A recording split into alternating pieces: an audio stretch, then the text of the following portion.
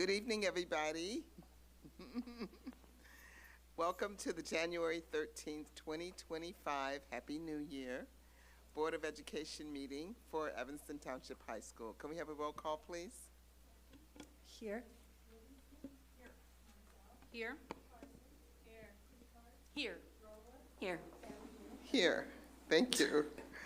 All right, the first item on the agenda is written communication. Dr. Bavis, do we have any written communication? We have no written communication this evening. Okay, good. All right, next item is comments from the public. We have no comments from the public this evening. Oh, okay. All right, so now we're at the items for information. The first item is the post-high school report. All right, we're going to be joined by Dr. Pete Bavis, Dale Leadforth, our new Director for Early College and Career Experiences, and Beth Airy, our College and Career Counselor. Great.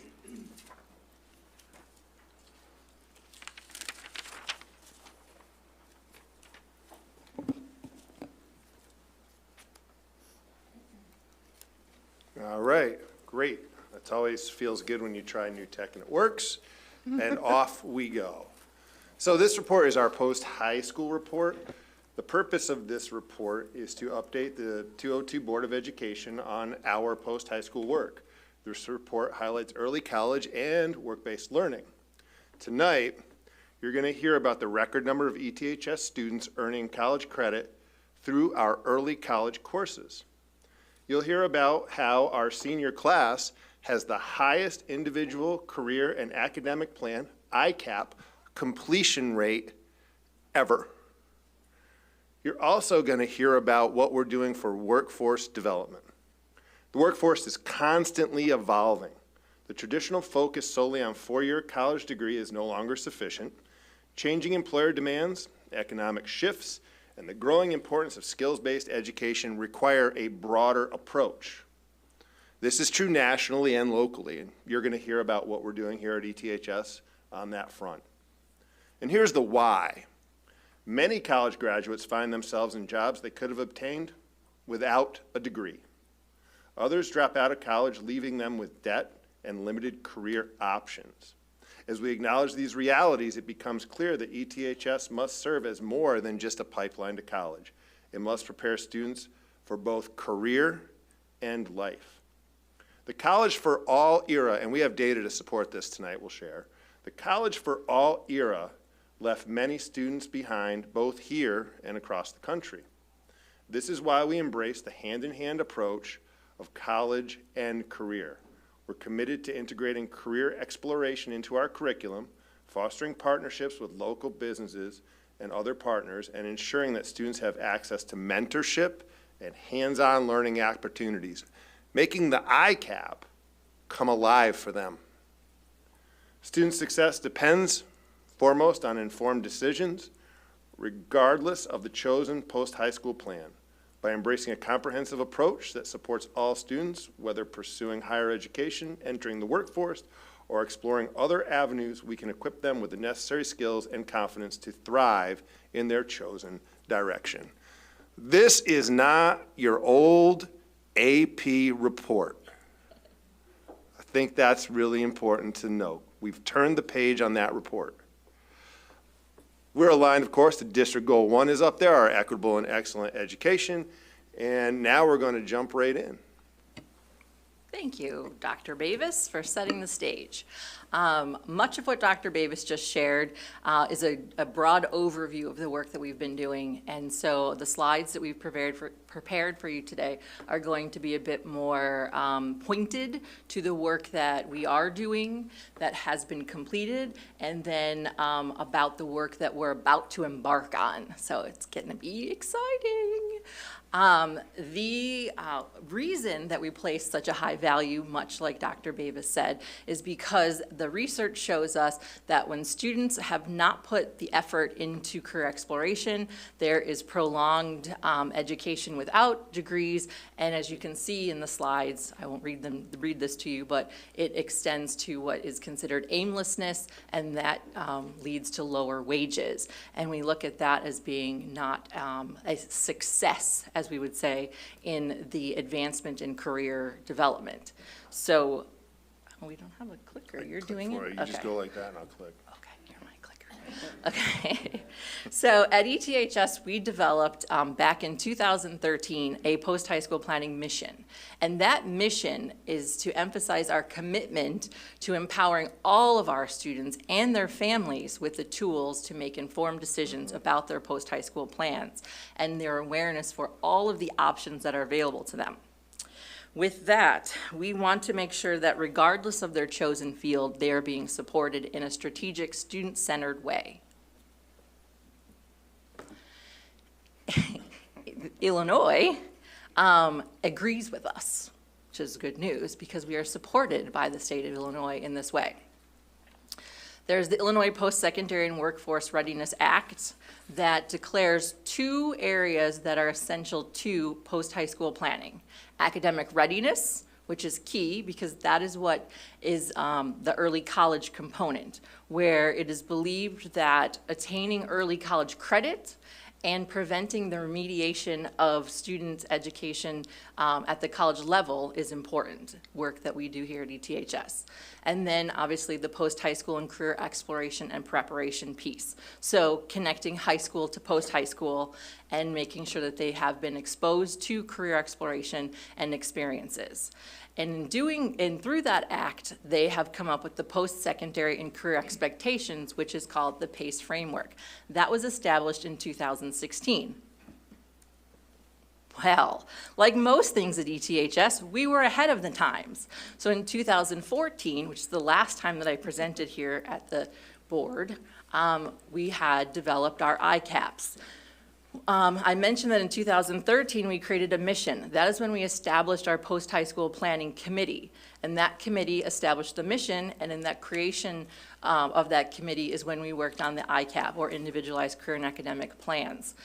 You can see in this visual that the ICAP is really modeled as a funnel where students are taking all of their experiences, whether it be academic, extracurricular, their personal experiences and career exploration and experiences, putting them all together, and comes out their ICAP at the end. So it's always going to be individualized to any student, and it goes through it's organized through 4 developmental stages that are appropriate developmentally to the student grade level, as seen on the slide.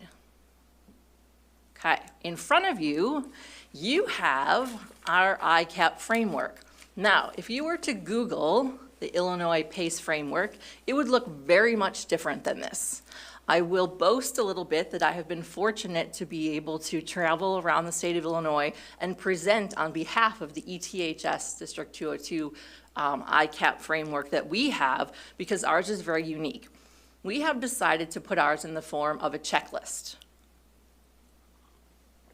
As you can see in front of you, it is something you can hang on the refrigerator. We give this out to our families that they can see that the items with stars are things that are done here at ETHS.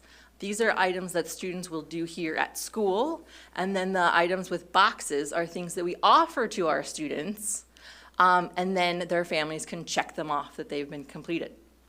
And this is all part of what is believed that students should be aware of or have completed toward their post-high school plan. Okay, so that is our version of the PACE framework and the ICAP. And the ICAP provides the overall framing. One of the pieces of that is what students do in the classroom. So we'll look a little bit at ETHS Early College. Early College includes these 3 things: advanced placement, which we're familiar with, dual credit, as well as concurrent enrollment. Concurrent enrollment is when a student takes a class at Oakton, generally at Oakton's campus. At the same time, they're an ETHS student, and they can get college credit, college transcript by taking that course. The concurrent enrollment program we'll highlight in a little bit. Our AI program happens right here at ETHS in partnership with Oakton, so we'll talk about that. Advanced placement, this is a slide you're familiar with. We do have in light blue in the lower right-hand corner, Cybersecurity 1. We've added a new AP class. College Board is looking at some CTE courses in terms of growing their advanced placement program. And so we're piloting Cybersecurity 1 Network Fundamentals this coming year in our Arts and Innovation Department. The rest of the courses you should be familiar with, but just to highlight, it's 36 classes in 7 departments. It's 83 of our teachers are teaching AP. 3593 in terms of class enrollments and 1450 unique students. So it's a large population at our school. In the next slide, you'll see dual credit. And we have a partnership primarily with Oakton. When Oakton doesn't offer the course, we do look at other colleges, universities in the area. And so we did look for our advanced fashion class at Oakton that we'll be adding next year. We're actually partnering with Harper College on that course. And we have a Spanish capstone course, Spanish senior year, and we're partnering with Lake Forest College for that one. So if Oakton College doesn't offer the course, we do look to other area colleges to try to have it. And we added science this year. We highlighted that at the board last year, Intro to Life Science and Zoology, which was exciting to add another department to our dual credit offerings, and now we're bringing world language on board. So we're really excited to have 4 departments as we continue to grow this program. And this is a slide, your typical Team ASAP slide. You've seen a number of our kind of events over the years. We decided just to give a quick slide to cover it because I think you're familiar with that. But the idea is we're asking students to do really high-level classes, early college classes while they're here at ETHS. And so we offer them a year of support before they even get into that class, and then a year of support throughout that class to help them to be successful, primarily through our Team ASAP program. So briefly, the value of advanced placement. This is a review. 36 states have statewide or system-wide AP credit policies requiring public higher ed institutions to award credit for specific AP courses 3 or higher. Just as a reminder, it's a 5-point scale, and what we're saying is 3 in public institutions across 36 states give transcripted credit for that. That's a big boost for folks who are looking at going off to college and looking to get ahead in terms of credits earned. In the last 5 years, we've seen the highest level of access and success in AP and dual credit courses in school history. Last year, 81% of the students who took an AP exam earned a 3 or higher. That's 928 unique students with a 3 or higher. 928 unique students earned credit in advanced placement last year. Those 928 students accounted for 1,992 scores of 3 or higher. The bottom line is that we have significantly more students graduating with AP scores of 3 and 4 than ever before. This year, we have a record enrollment in our dual credit courses at ETHS with 461 students enrolled in dual credit courses. You're going to hear about that in detail in a little bit, but I'm going to keep clicking because I'm going to keep the momentum going. Here's a nice slide, 120% increase in scores of 3 or higher since 2007, which is when we started to do the work. So in 2007, we had 872 AP tests. Last school year, 1,992 scores of 3 or higher. So there you go. You see that growth, 128% increase in the scores of 3 or higher. Success since 2007. In 2024, we had more scores of a 4 on AP exams than we had total exams in 2007. We had last year 1,251 AP scores of 4 or higher compared to 1,059 tests administered. That's real growth. That's stunning. But that's not the whole story. This is a nice way of keeping track. How are we doing compared to years past? This is our how many students, percentage of all 11th and 12th grade students took an AP exam. You'll see in 2020, 2021, right around the pandemic times, we dipped and we were pulling ourselves out of that inflection point. And this is the overall percentage of 11th and 12th graders taking AP. Again, the denominator there is all of our students, and the numerator are the students who are taking AP. 46% of all grade 11 and 12 students earned a 3 or higher on 1 or more AP exams. Almost half of our 11th and 12th graders. That's pretty interesting number. You'll see that our percentage of black African American students, highlighted in green on the chart, are at an all-time high in terms of earning 3s or higher, as our Latino students are close to an all-time high. Our overall score is 46%, 3 or higher for the 11th and 12th graders. ties an all-time high, and 66% for white students bounces up against that ceiling that we saw in 2015-16. That's percentage of all 11th and 12th graders, so it's kind of interesting to take into account. It's a pretty powerful number, and this is the one metric we've consistently reported on for our advanced placement work, at least for over a decade. So it's a really good way to calculate our long-term success and growth. Just some brief numbers. Don't want to spend too much time on these. You'll see that 81% of our students had a 3 or higher. 81% of students who took AP exams had a 3 or higher. So now we're talking all the kids take AP, sit for the exam.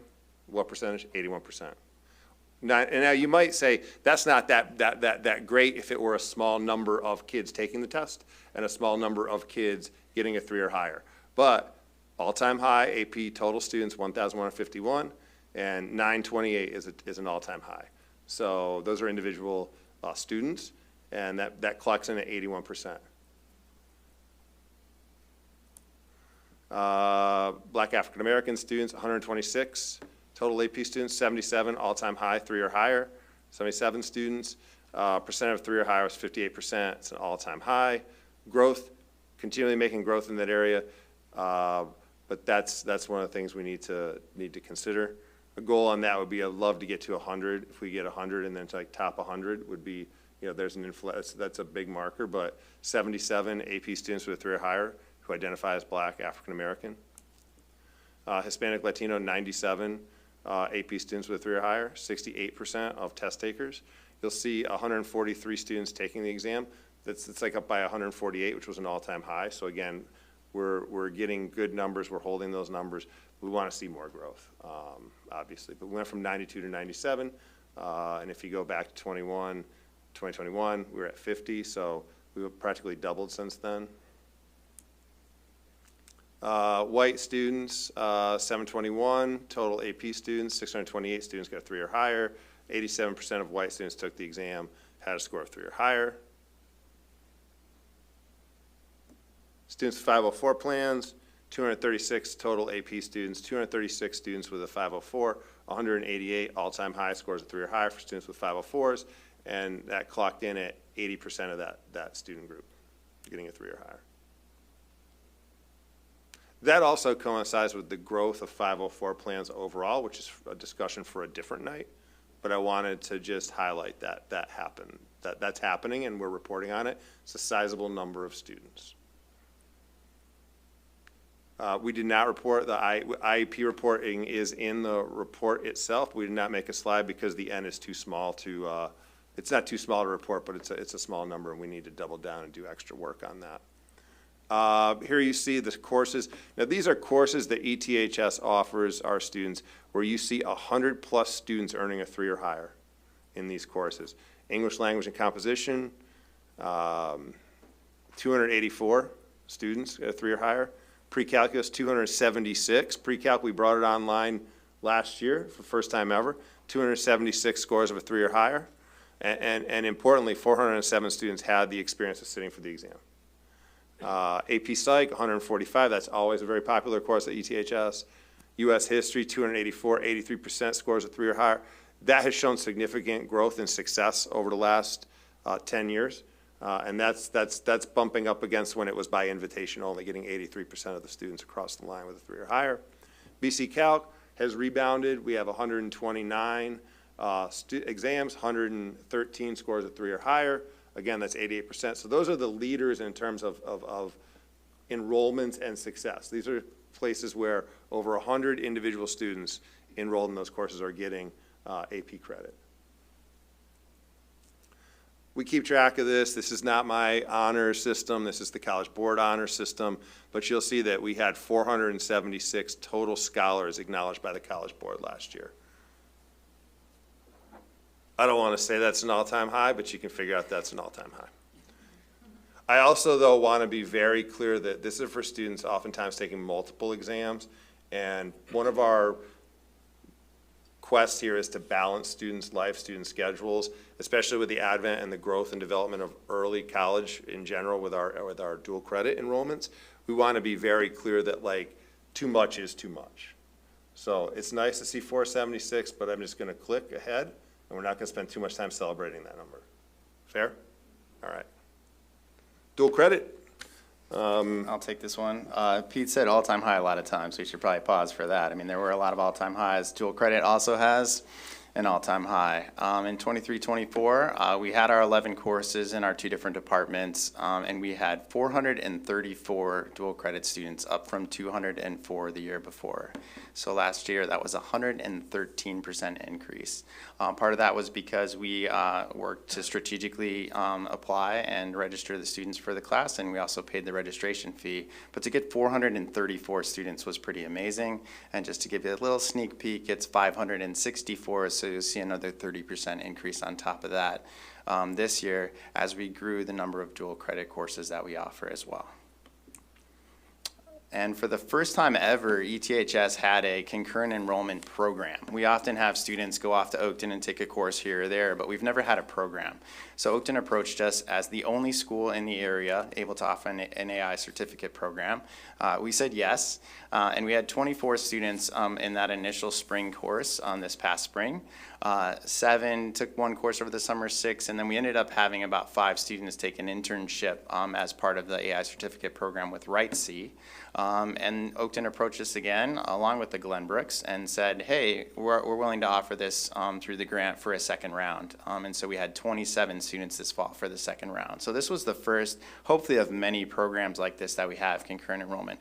This is a course, a series of courses, 4 of them, which are taught right here at ETHS. So the students just stick around after school. They're taught by an Oakton professor. So instead of having to travel to Oakton, Oakton's arranged to teach the course here at ETHS. So we're very excited that students will take the 4 courses in the program, have internship opportunities and work-based learning opportunities in AI, and end up with an AI certificate at the end of the program. So we're hoping to build out more programs like that in the future. That is significant, bringing Oakton to ETHS. I want to underscore that and highlight that. And having a sequence of courses. Not one and done, but a sequence of courses is particularly powerful. And we're good, and it's free because it's covered by a grant. That's the other part that needs to be highlighted. And we were the first school to do it with Oakton, so that also, lots of firsts here tonight.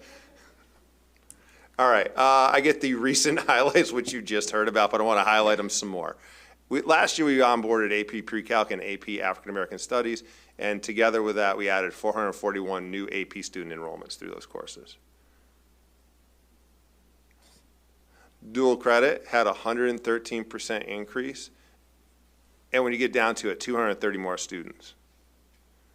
And concurrent enrollment, which we just talked about with the Essentials Application of AI certificate, became ETHS's first concurrent enrollment program, and ETHS was the only school to offer that program.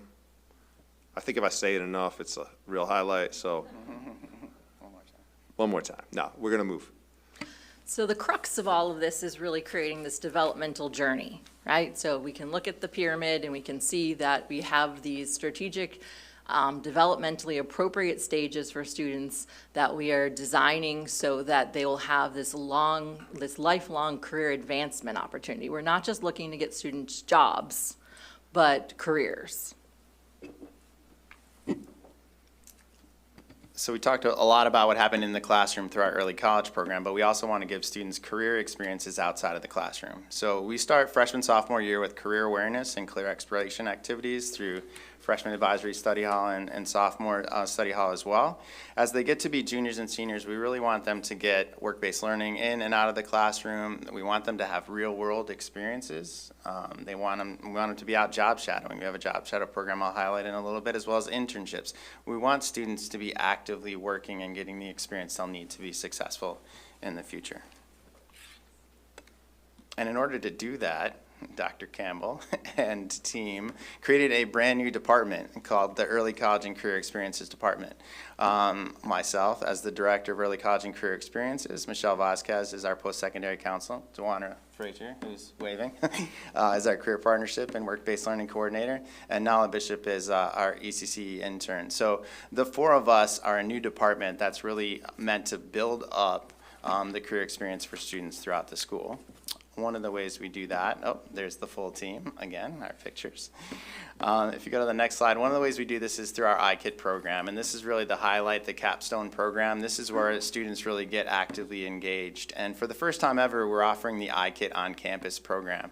Dr. Campbell had an intern, I believe. Hopefully it worked out well for you. But we had students we had students on campus for the first time ever. So Duana built this program out. It was pretty amazing to see. We had 84 students that were interested. 42 were able to work on campus this fall, and we have another 42 for this spring. So we're really excited that students get to be right here on campus during their school day, getting that real hands-on experience. We have job shadows that run during spring break and internships that run over the summer. So this is really junior, senior year, after you've kind of gotten exposure and some awareness freshman, sophomore year, you figure out what you're interested in, then you actually get to go do it during junior, senior year. And in conversations with Dr. Campbell, I believe we want this experience for every single student before they leave the high school, right? And so we're continuing to build partnerships, with people in the community, but also right here at the school so that we can have every student get an experience like this so they can be set up for a successful future. Some of the experiences we had that we want to highlight, I don't need to read off this, but we just came out of our career fair, which is a chance for 750 students this year. We had 425 last year, so we were able to get 750 students exposed to careers. We talked about the internship program that we had on campus. Our job shadow last year was 36 students. We're hoping to up that number for this spring. And last summer we had 42 students take advantage of our summer internship program and clinical experiences, and we hope to grow that number as well. So as we continue to build partnerships in the community, bringing people into the school and going out into the community, we hope to continue to grow these numbers so we can hit that goal of every student having an experience that will help them be successful in their career in the future. If I could just say one thing, as with any reporting, when we start it, like we did last year with our dual credit, this data next year will be disaggregated by race. We report it in aggregate this year, and then we will do disaggregated data moving forward. We decided to highlight a few of our partnerships that we have. We have many, but we decided to highlight a few. Neil Gambo, who's sitting behind me, used to chair the Mayor's Employer Advisory Council. He handed it off to ETHS, so I'm now the chair, and that's an opportunity for, thanks Neil. So that is an opportunity, and we have our meeting tomorrow morning. It's an opportunity to bring the business community, to bring our community into the high school here, and really figure out how we can partner together for our students. It's built to support our students, and we now have that in-house. Neil did an amazing job kind of building the network of partnerships over the years, so we're definitely indebted to him for that, but now it's our responsibility to carry that forward and continue to build out those partnerships. We didn't want to do this alone. We didn't just want to be a few of us sitting in a room trying to figure it out. So we're in the process of building out a career future casting group. We're going to work to analyze and inform current trends in the world of work, relevant skills, disruptive technologies that are out there. What do our learning spaces look like? What should our curricular and extracurricular programming look like? So we're in the process of building the group. We have a core group that we're going to continue to build out, and that's community. That's our community informing us. That's business leaders informing us. That's experts in the field that'll help us to really craft what we really want students to have as experiences, what they want to learn, so they can really be successful in the future. That we don't really know what it's going to look like yet, but we're going to bring in professionals that are out there doing it. What are they looking for, and how can we best prepare our kids? And so that's a group that we're forming. We have the core group, and we're going to continue to build that out, and that'll be a quarterly meeting where we'll meet with those leaders to figure out, are we really doing what's right by our kids? We are in the process as well of developing a partnership with the Trade Collective. The Trade Collective is an amazing building right about a block away. You should stop by. But basically, they're focused on the skilled trades. And so we have a lot of opportunity there. Pat Hughes and Neil are sitting behind me. They're probably waving right now and smiling. But the Trade Collective is, we've had a lot of close, kind of meetings and conversations to figure out what can we really do in terms of the trades to get our students set up with experiences. They're building networks. They're building collectives in each of the trades where we can kind of collect the professionals, figure out what actually industry needs, and how can we make sure our students are connected to those opportunities for a successful future. we wrote and were awarded a systems change grant from Evanston Cradle to Career, so we're excited about that partnership. That allows us to build out our job shadow programs as well as our internship programs for the summer. And we also feel it's really important to connect to our alumni. And so the 847 series is a partnership that we're creating with Mike Duvall, and we're trying to connect to alumni across the country. We know that we have alumni everywhere I go. I say I'm from Evanston, and you end up meeting someone from Evanston, and that's really what we're trying to create. How do we create that network across the country with our alumni so that we can, again, set up our students with opportunities and a pathway to a successful future? You're probably wondering how we're going to keep track of all of this stuff. And Dr. Bavis mentioned breaking down information by demographics and student groups and other opportunities for us to review our data. So I get to introduce to you our SchoolLinks platform. You may have been familiar with it already in some ways because we did contract with SchoolLinks or start reviewing contracts of post-high school planning platforms back in 2019, but we contracted with SchoolLinks in 2020. So we unfortunately contracted with SchoolLinks during our COVID planning. So our rollout was not the most exciting for families. And so it kind of went under the radar. But we are making up for that in dramatic ways right now. And it's been very fun to figure out the ways that we could do it now that we have the full attention of our administration and community, and it's been very fulfilling. So with SchoolLinks, you can see on this very green, not my choice, SchoolLinks colors, that it does a little of everything. And just a very brief overview, because you could Google it and find out everything it does, and we list it on our website. But in a nutshell, it's an awareness, access, and success tool, which is how we really focus all of our post-high school planning. Originally, we really focused on career exploration, which is why we switched from Naviance, if you were familiar with that, to SchoolLinks, because we wanted to focus more on career exploration. Instead of just the college exploration tool that Naviance focused on. And we use it for college applications.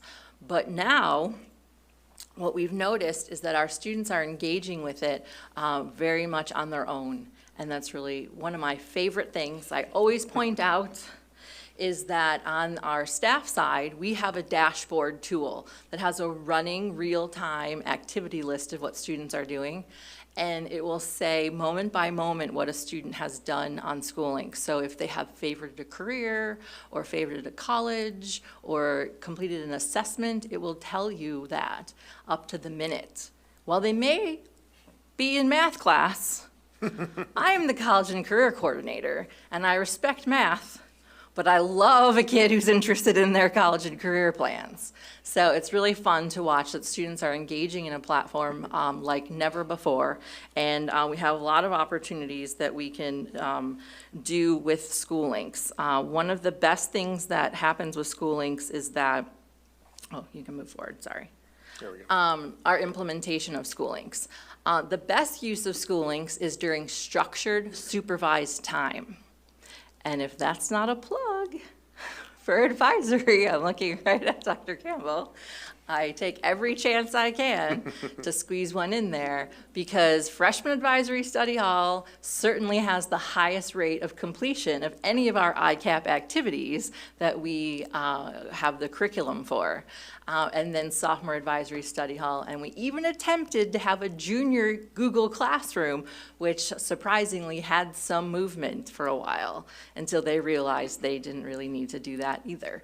But we include SchoolLinks in our counselor lessons, in classroom lessons that our staff from College and Career go into. We use it in Wildcat Futures Day. And then we've also done some departmental professional development. Staff tutorial videos are available. And then we have even been to building leadership team with SchoolLinks to make sure that our building leaders are aware of the usage and how to use it within their own work. And then most recently, recently we've done Guardian presentations and recorded tutorials. So that's very cool. Now, the new stuff. This year, we have implemented Course Planner, which is innovative for us because we've had SchoolLink since 2020 and have held off on using Course Planner, which is a 4-year academic planning tool where students and families and counselors can actually input a student's plan of what their academics might look like for 4 years while they're in high school, right? So while maybe freshman year counselors met with students freshman year and would talk about what the graduation requirements were, students actually have access now to looking at the course catalog and picking their courses for what they think they might want to take for 4 years. So what that does is it impacts their post-high school plans. If they think they're 4-year college bound and they're a freshman and they want to go to Harvard, they know that they need to take certain classes to make that happen. Then, if suddenly they're less interested in school, or maybe they don't do as well as they had hoped, and Harvard is no longer an option, they can go in and they can make adjustments. So it's a dynamic tool, so it's really cool. But what we're using the 4-year course planning tool for now is to actually request courses. So part of our course request process is being done through SchoolLinks. So that is happening for grades 9, 10, and 11. So families can see what their students are requesting. Counselors can match up credits and requirements. Things turn green and red if things are not met. So it's really quite dynamic and innovative for our school starting this year. Now, you may have heard some scuttlebutt about some bugs and things, and we're working on things, and there are bugs, and as all new things happen and change, but we are managing with the help of the staff here. But the future is very bright in this category, and we're excited because one of the things that can happen with this is huge for the district. Students knowing what they may take, and the district knowing like a projection of what students' interests are and what they may want to take is good for the district's planning. So that's something that's a really big deal. Another addition will be setting the post-high school goal in junior post-high school planning conferences. So instead of chasing around seniors, and we're going to get a little bit more into that, for what their plan for after graduation might be, we're looking to have juniors actually insert their goals this year. Now that's this year, I'll tell you, because that's going to change even after this year. So things are always evolving, and I think that's really important to note about our team and the process that we go through in our planning, is that it's never a one and done, we did it kind of thing. It's always okay, we're here now, how can we do it better? And so in the case of this year, setting the post-high school goal in junior meetings is what we're doing this year. It's new, it's happening now, but wait till the last couple slides. And then in the senior counselor lesson, which happens in February, a new addition for this year will be that our seniors will create their alumni accounts, because SchoolLinks is forever. So as long as a student creates their alumni account, which just basically means that they have to add a personal email address, they will have access to SchoolLinks, which means they will continue to have access to career planning, their resume, college planning, should they choose to transfer. If they never went to a college, they'll have the opportunity to search colleges, all of those components, but more so, and I think the most important piece, is they'll have access to career networking. So any of the networks that we are going to be building with our community partners, they will have access to those. So it's kind of like a LinkedIn for our alumni and our community partners. So that is cool, that's happening this year, but one of the data points drum roll, it's not on the slide. One of our data points is that 30% of our seniors have already done it without being asked, which I think is pretty cool because people say kids don't do stuff. But without being asked, they've already done it. So we have that going for us. Okay, now. Okay, so more numbers. This is data that we pull from SchoolLinks. So why is SchoolLinks important and what does it do for our students and their post-high school plans? So it's a little bit, I might go out of order a little bit. So let's look at the 99% square, onboarded. That means 99% of the students have onboarded or are actively engaging with SchoolLinks. And you might ask, why only 99%? So I'm saving you that opportunity by the fact that I looked up who the students are that have not onboarded. So 48 individuals have not met this goal in SchoolLinks. 23 of them are off-campus students, 2 of them are in alt school, 2 of them are in day school, 1 of them are in safe school, and 20 are Building 1 students that are either 9th graders who we've just missed or are transfer students. So we've got work to do. So the fact that we can use this tool to identify who these students are means that we can get to work on fixing the problem. And I think that in itself is really successful, right? Just knowing that and having that tool is an asset. So then if we look over at the 98% Find Your Path, 98% of students have done the Find Your Path inventory. It's an assessment, and that's a personality assessment. And with that assessment, students will are given a career opportunity. So based on their results, their personality traits, they are offered career options. So 98% of our students have done that, and in doing so, they've been matched with the career cluster, and they've chosen a potential career goal. 93% of our students in 9th grade, so like I said, 98% grades 9 through 11, but of the 9th graders, 93% have gotten this done. That's pretty awesome. So if we wanted to find out what are our students interested in, we can look into SchoolLinks and see what 93% of our students have indicated as their career goal. Now, I'm no fool. I'm not gonna say that it's accurate. Maybe they just picked something to get it done. But what we can say is if we revisit this with students over time and give them the opportunities and experiences and expose them to experiences when they're maturing and developmentally appropriate, like sophomore year, which is stage 2, career exploration in the ICAP stages, then we're gonna get somewhere with them. But awareness is the first piece to the puzzle, right? Self-awareness, that's stage 1. Okay, I'm gonna zip through this, but 75% is the learning style inventory, which we use for teachers. We try to inform teachers how to use the tool so that they can access things like the learning style inventory, because that helps them teach their students. If their students are struggling and they can access the learning style inventory, they can help better prepare their students for the classroom experience.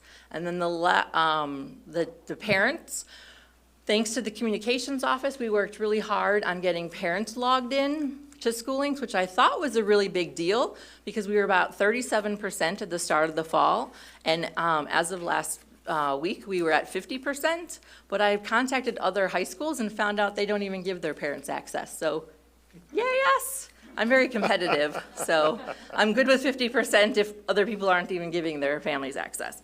And then the last one, set a post-high school goal. This is really cool because as you read the report, you got the peak of where we are with our students and their post-high school goals. But I want to say that of the entire District 202, that's all grade levels right now, 60% have already set a post-high school goal. So we're going to go to the next slide, sir. This is just an example of the Find Your Path results that I was talking about, the career, the personality match. It's kind of fun. Kids get kind of like a description of what their personality is, what they're like, what their type is, that kind of thing, and then the career clusters, and then fun little celebrities that they're matched with. They seem to enjoy that. And then the sample of the Find Your Match career clusters. This is on our data side, so this is what we can pull, and this is what is useful for the district. If we wanted to know about courses we should begin offering, if we wanted to know any clubs or activities maybe students are interested in that we don't offer, we can pull information like this, and we can also pull it by demographic. We have several tags. We actually have, again, competitive, the most number of tags of any school, linked school, and tags are essentially filters. So we've created filters for all sorts of things, specialized groups of students, et cetera, so that we could really narrow down who we're serving, and that's really important to me. Okay, switching gears a little bit here toward getting to our goal. So the National Post-Secondary Strategic Institute, we started working with them about 3 years ago, and it is because we had set a goal in this strategy institute for having all of our students have a post-high school plan upon graduation. Now, admittedly, I'm gonna be honest, as always. Admittedly, we had hoped it would be a graduation requirement. Now it can be. But we're going baby steps here. And even still this year with our goal, we have a multi-phase plan here. This year's goal, we started it 3 years ago, and it was for 100% of our students to graduate with a plan. And so we revisited that this year and said, we're going for it. And so we have a team together, so I want to definitely call out that team. Dale, myself, Nicole Johnson from the Special Education Department, and Sarah Long from Student Services. The four of us have been working with people, like auxiliary people that we've needed to get help from, have been working diligently to track down students who historically have been listed as no plan. You may have heard from previous board reports or naysayers in the community that we have had upward of 100 students at the conclusion of any given school year who were graduating without a plan. I have heard that. That was what I've heard. Yes, I have as well. But now we And maybe you all have too. And, yeah. And 100%. And so this year, as of 3 o'clock, Is that because transfers come in? no, It's 3 o'clock. as of 3 o'clock, the entire District 202 is at 100% of stated graduation or post-high school plan in School Links. Now, that's the district. I will say that on Friday, we were at the building level, right? And it wasn't good enough. So this is what this team is about, right? On Friday, 100% for Building 1, which is our main building, was not good enough. So we continued working, and that's why I say the others, you know, other people that we had to call on over the weekend and through the day today matter too, who came through because they knew this was important. And now we're district-wide at 100%. Yeah. That's amazing. And we should pause and give a shout out to Beth, who did a lot of that running around to get, again, 100% of our graduating seniors, class of 2025, have a goal set. I mean, that is I live in the community, I've heard the rumors, I heard it when I was getting into the So the job. 130 is no more. 130 is no more. No. 100%. I would not be me if I didn't say that was plan A. Okay, that's step 1. Step 2, because again, no fool, Next year, we're going to be more strategic, as I said. We're now starting with the juniors, or ramping up our efforts with the current juniors, so that we have more time with them to know their plans, so that we can follow up with them and have more viable plans. Because we're not foolish enough to know that everyone whose plan that they entered in School Links is the one that they're going to follow through on. Okay, I need you to know that we know that the student who put that they were going to do X is maybe not going to follow through on that or isn't able to do that, right? We know that. What we want to do is support our students earlier and more often to accomplish those goals. All right. So let me tell you why this is important again. We're going to go full circle with the circle infographic. In the class of 2023, 75% of the students enrolled in college for the first 2 years after high school. That means that 25%, a quarter of our graduating class, did not enter college. So that again tells us that in the past we would have just said, okay.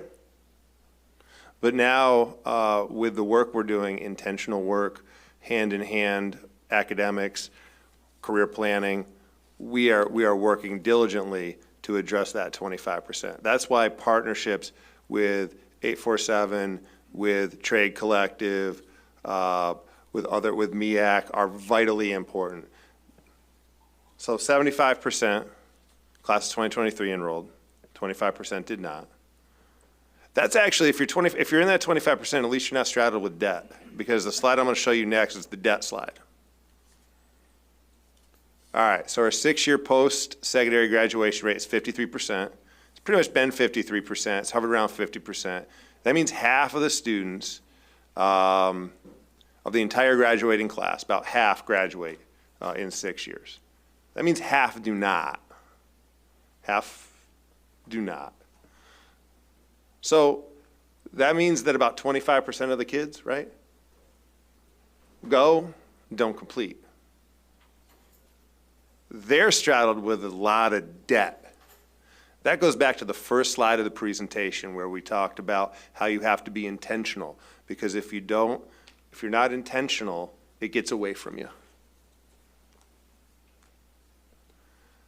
If we look at the students that enroll in college directly, it's 67% graduate. So for our students who go directly, who go in the first 2 years, that's their 6-year graduation rate, 67%. For the class of 2016. For the class of 2017, it was 65%. For class of 2018, it's 65%. Then you get your 5 and your 4-year. But look at that 4-year graduation rate for kids who enter college. That's for kids who entered. It's about half. So the longer it takes, the more money it takes too. And the other thing, just to go back to the beginning of the report and the frame, a lot of folks are underemployed with a college degree because they didn't have a career conversation early enough with enough touch points. Now, fortunately, we're mission critical and we can track stuff that we've never been able to track before. When we sat in here a couple months ago, we had a conversation around what happens to the kids who don't go off to college, how do you track those? And we can't really, we can't get their W-2s. We're not Florida, and we're not, Boston, who have those kind of agreements with their communities. We don't have that, and that's okay. So we brought this problem over to Beth, and Beth had an idea. So Beth, this is the alumni tracker idea. Okay. So National Student Clearinghouse, if you're not familiar with it, only tracks college data, 2-year, 4-year, and trade schools. So what we need to do with the alumni, why I pointed out how cool it is that 30% of our students have already signed up with alumni accounts, and why we're going to have that become part of the counselor lesson curriculum, is because with School Links, we can create surveys. And we can start tracking our students. Obviously, return on surveys is an important component, but if we grow the value of school links to our students, we can grow the return on our surveys. But we can find out from our students what their pathway opportunities have been and what their expectations will be throughout their time away from ETHS.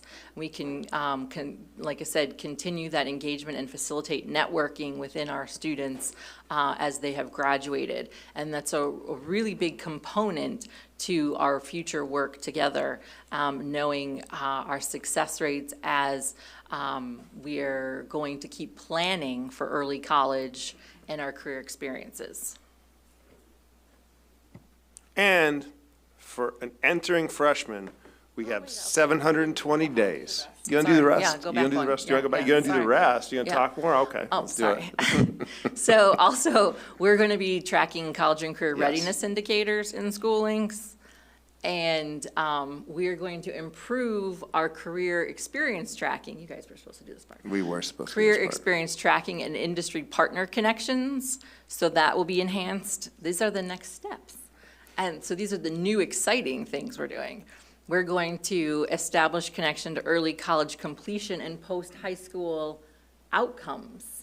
And we're gonna track them. So that's the next round of data. So when we talk about this AP report, this early college report in the future, it's going to be, I don't know if you know this or not, but Dale and I decided this the other Oh, day. you did? Yeah. It's going to include information about how our students are doing in their post-high school plans that have successfully completed early college coursework. So we're going to start integrating the data in terms of outcomes in post-high school as well as their early college coursework. And then lastly, this is where I was saying it's going to start early, 9th grade. 9th grade. And continue with the reevaluation of goals. I've already started talking with School Links about why, when they do their first assessment, it doesn't include choose your post-high school goal. It says, what's your college major? But even kids go to college without a major. But it doesn't ask you to choose your post-high school goal as a freshman. They told me it wasn't developmentally appropriate, so I'm in a little bit of a debate with them about that, and we're gonna get that fixed. And so that is gonna happen, I promise you, and you've got that on record. So, now, Now, 720 days to launch a kid from Evanston Township High School into a post-high school environment. 720 days that are intentional with touch points built in. Because if we don't do the touch points, we set kids up for failure. We leave 25 to 50% of them behind, and we can do better, and we will do better, and we have the team to do it better. Open for questions.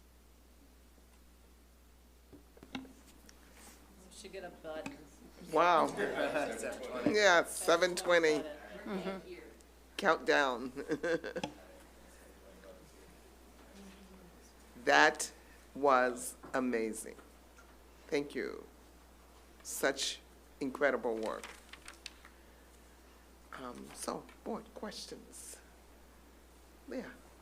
Okay, well, having in my former life been involved in this, I just want to say that this is really awesome progress. I'm really excited. One thing that really, I mean, a lot of things stood out, but, we have that real increase, significant increase in the percentage of those scoring 3 or more on AP exams. And that's fantastic, but have we, reflected yet on how did we do that? How did we get there? Because I think that's important to learn from. We did really well. Why do we think we did that? A couple things. One was, when we brought to the board the AP pre-calculus last year, we knew that that was going to increase and offer opportunity to students who had been precluded that opportunity. So we were really intentional about that.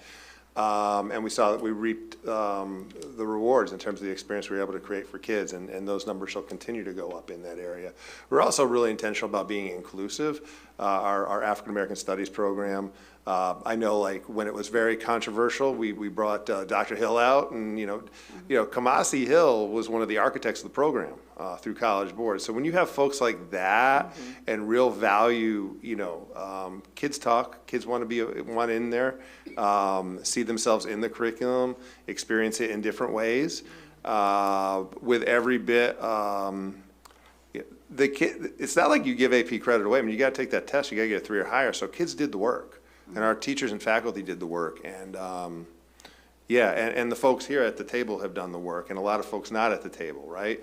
Whether it's our counselors, our Team ASAP folks, we didn't bring Team Early College, I don't know what the new acronym will be, but we didn't, we have students, supporting students. We did our Early College forum, and we've worked on rebranding all that. So it is about advanced placement, but it's also about the dual credit, which is super exciting when we were able to build that out. It's a great opportunity. I mean, we've shown intentionality. When you're intentional about things and you're strategic, you can see real results. A couple years ago, we brought Oakton to the table in Dr. Campbell's office, and we sat down, we did some troubleshooting around enrollment, around how to streamline enrollment.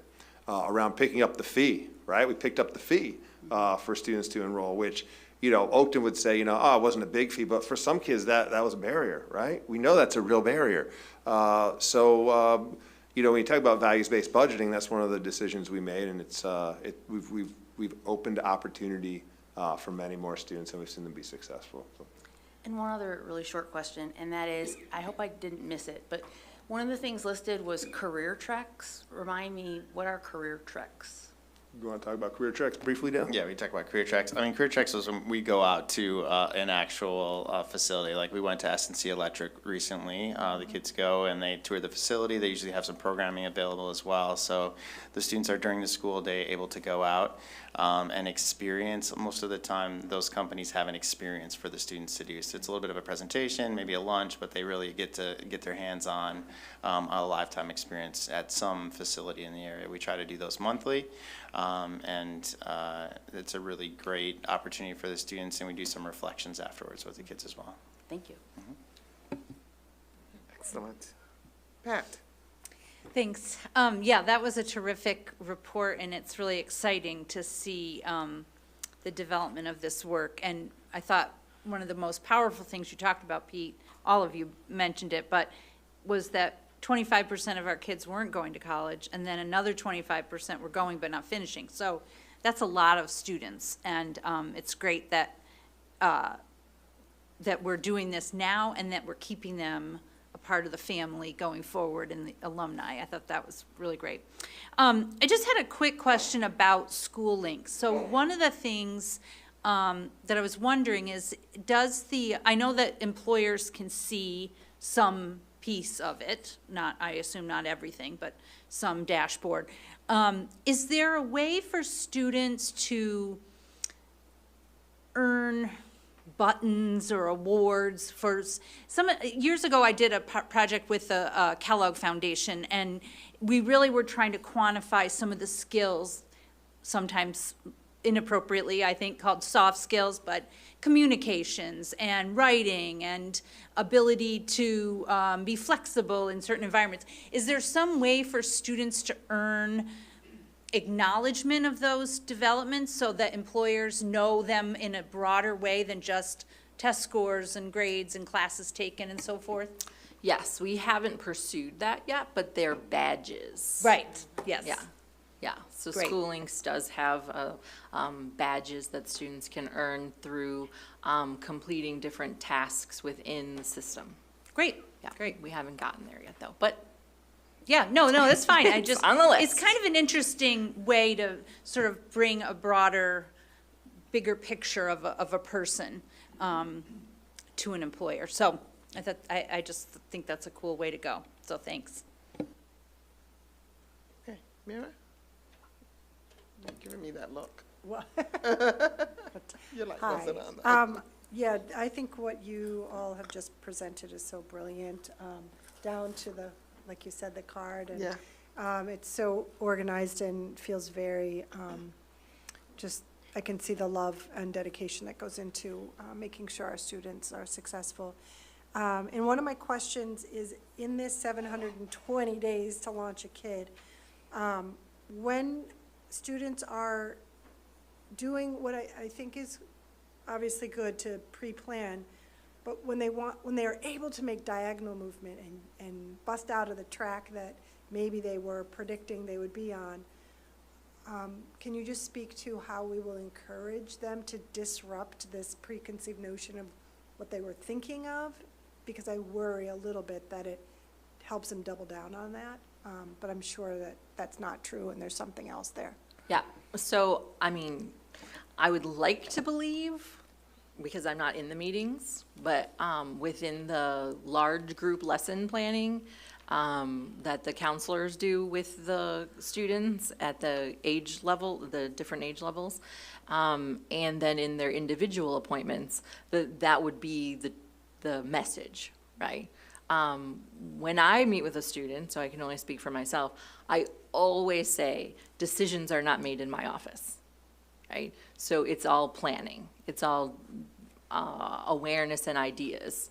And so maybe I have the luxury of not being the decision maker in my office, but that is definitely what I tell students, that, you know, when we're talking about, you know, their interest in a major or in a particular college or something, I don't want them to think that, like, when I ask them what they're interested in, that means I'm writing it down and now they're stuck with that, you know what I mean? So that's part of the communication that I have with kids. And so all things in schoolings can be changed and they're dated. So, for instance, any of the assessments get logged, and you can move and see what it was the last time you took it. So maybe you didn't take it seriously the first time. Students can just go in and retake it. Whereas like in Naviance, it had to be unlocked. And you had to go to your counselor and ask, or you just didn't do that. You just never did it again. So really through the system, it allows for that flexibility. So in our trainings, you know, I inform everybody that this is flexible, so I'm hoping that message is getting trickled down to the students that, you know, this is all a planning process. It's senior year in the stage of the ICAP that is the decision-making time, right? So that's the goal. I know there have been articles written in the Evanstonian by students that are like, why do they make us do this now? And my own child has come home with that same complaint when she's had her career planning lesson at school. And anyway, yeah, hopefully I answered your question. This really does impact Evanston. I mean, it is really our effort to really take care of this town, this city, and really change the future. So it is incredible. So thank you. Can you just talk a little bit about this slide? You don't have to tell us Sure. how everything works here, but I know about some of that. We used to put this slide up to say these were our partners in advanced placement. So you'll see MSAN, you'll see Educational Leadership that we published in, Washington Post wrote an article, PBS NewsHour. We've broadened that out now to include our partnerships for our career readiness work, right? Our work-based learning work, our early college work. So you'll see Oakton is on there. You'll see Lake Forest and Harper. You'll see NU as a partner. Yeah. You'll see the city of Evanston. Yeah. And you'll also see 847, and you'll see the Trade Collective. Without these partners, we wouldn't be able to do the work. And the expansion of this slide over the last year is a visual representation of how we've expanded our thinking to be inclusive of college and career hand in hand. And there were a couple there that Beth's going to elaborate on that Which ones? So I took the liberties of adding ISAC, which is the Illinois Student Assistance Commission, who manages the PACE framework, and the Success Network, which is the academic and career program within Illinois. And so we have done work, I know Duana and Neil have presented with them on their career work. And then I've presented with ISAC on the PACE framework. throughout the state. And so I think it's an important partnership. And then with Team ASAP and the AP work that we've done, Riverside County Office of Education has hosted us, and actually there are several schools within the Riverside County Office of Education, or Riverside County, that are actually replicating Team ASAP and the work that we've done here in District 202. Great. Wonderful, thank you. All right. I have a question actually for Dr. Campbell. Since I'm newer to the board, I just wondered, has the board ever been like directly exposed to take a peek at school links? Because it's such a powerful tool. And fellow board members, are you interested? If not, yet. This was step one in that process. Okay. So there'll be some follow-up. okay. Just curious. Thanks. Well, thank you. Thank you again. Thank you for being so dedicated and thoughtful in working with 100% of our children in 720 days. Thank you.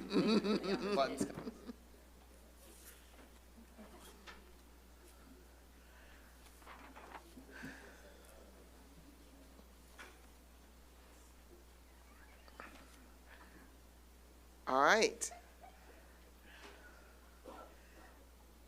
Our next item is the data quarterly update. All right, board, we will share our quarterly update, and Dr. Keith Robinson, our AP for Ed Services, is with us. Carrie Levy, our Director for Research and Assessment.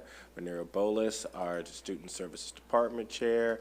Amy Verbrick, our Director for Special Education, will be joining us just to walk through our quarterly data, which was available in your packets, and that data we've just moving forward.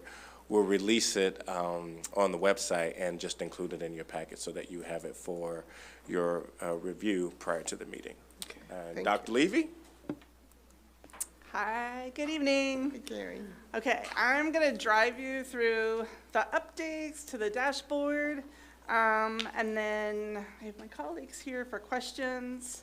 So first, just a quick where you find it when you're on our just webpage, departments, and it's under our research evaluation site and data dashboard. And you get to a site that looks like this. So when you saw it in October, it was just first quarter data. And now we've added second quarter. So you can get to the data in two ways. You can just click on each tab. You can go to first quarter, you can go straight to second quarter, or you can go up here, and our fabulous IT team has created these drop downs. So you can drop down that way. And so we've got our 4 tabs. We have our 4 disciplines: academic supports. So the second quarter data is for academic supports is just that. It's the students who attended, accessed the different academic supports in the second quarter. So we've got, and then we have a little bit extra on the academic study centers, disaggregated by race, ethnicity, and grade, our cohorts, our class of. We have grade 9, 10, 11, and 12. And then same for homework center and Wildcat Academy attendance, students accessing that during the second quarter. Okay, if I go to attendance and discipline are a little bit different. They're now cumulative. Attendance should be cumulative to really give you a good picture as the year goes on, same with discipline. So, and I note that on the charts, cumulative first and second. So we have our same layout as the first quarter. So the percent of students with 9 or more absences, that's excused and unexcused. And so that's sort of a measure for what would be chronic absentee as we get closer to the end of the year. And we have 15% of students with 9 or more, slightly less than last year. And then a measure that's kind of a track for as we progress through the year for chronic truancy is students with 4 or more unexcused absences. And so cumulative so far, it's 7% of students with 4 or more absences. I believe that's tracking below where we were this time last year. And then also disaggregated by race, ethnicity. So the 500, let me go back up here, sorry. Yep, got it right here. 500, which grade? 536 students that have 9 or more absences, excused and unexcused, and that is disaggregated by race, ethnicity, students with an IEP, students who are eligible for free reduced lunch, emergent, students who are identified as emergent multilingual. And then that is also disaggregated by our grade, our classes. And same for the 251 students who have 4 or more unexcused absences by the end of first semester, disaggregated by race, ethnicity, and by grade. If there is no data, like I had mentioned before, if there's no data or bar under the race, ethnicity, that means it's less than 20 students, and it's not appropriate to report that. Okay, going up to discipline. Again, very similar to attendance. This is also cumulative, so as we go through the year, this will be cumulative. So this will say first and second quarters, cumulative for the first semester. So the percent of students with any discipline incident, unique students, 499 students, that's 14%. And then this disaggregates those 499 students by race, ethnicity, if they're students who have an IEP, students who are eligible for free reduced lunch and are emergent multilingual, and also by their cohort. And then we have the type of discipline actions. So of all of the actions, so we know an incident can have multiple actions. We've broken it out by how those actions are distributed. I believe that was feedback from you after the first quarter. It was looking to have it kind of pulled apart a little more.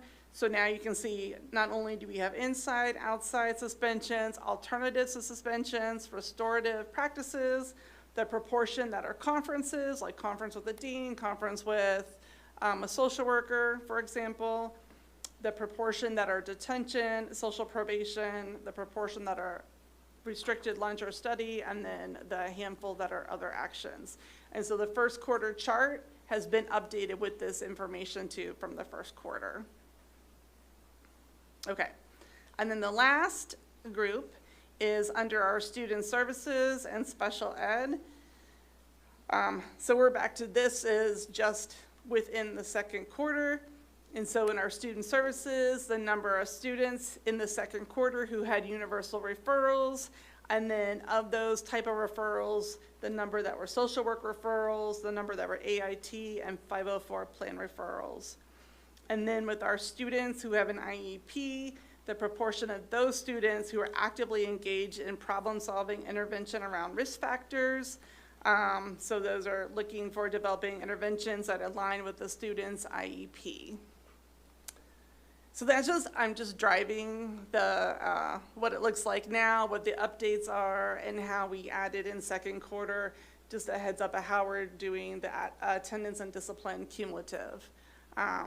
So I went through that fast because I put that in your slide. But if you have any specific questions or any charts or slides you want me to go to, I'll quit talking. You were able to get the first and second quarter just by hovering over, right? 'Cause So you can just. we can't do, we can only do that on the website, is that correct? Yeah, Right. on the website. You're on the website, But the report is done. but the report is Oh. down, okay, got Yes, it. the we report can- is static, but I went to the website so Okay. you can see what it looks like live. Yeah. So if you want to play around, you can click on these arrows and drop down first quarter, second quarter for Right. any of those. Okay. And then the same site has, when we did the year in review, when I added the static 2023 and 2024, that's on, it's all in the same place, so. Okay. Yeah, this is good. Okay, Gretchen? A few comments / questions. First of all, I love the graphics. They look really great. I wore the shawl so that I'd color coordinate. Just kidding. But there's a couple things to note in here that actually Mira told me that, so I'm stealing her line. One of the things that I wanted to note and thank you for is that you kind of glossed over it when you said that you've listed the demographic groups. And for the groups where we didn't have enough numbers, you know, we have no data to report, but we've still identified that group on our list, which is consistent with equitable practices for data reporting. So, and I know we've talked about that before because there's some excellent resources out there for that. And I think it's great to see it here. Because I think we're still a little spotty in other areas in our reporting on how we handle that. We just end up not listing the entire group as if they don't exist, right? So that's really great. I'm curious, and maybe you'll expand a little bit, or other people will ask their own questions in this regard, about sort of the takeaways from the data, because it's not just a matter of having it out there, but it's sort of like, okay, what does it mean, or what can we do? And it seems to me that one of the things that leapt out at me is, first of all, the equal numbers by grade level that access some of our supports.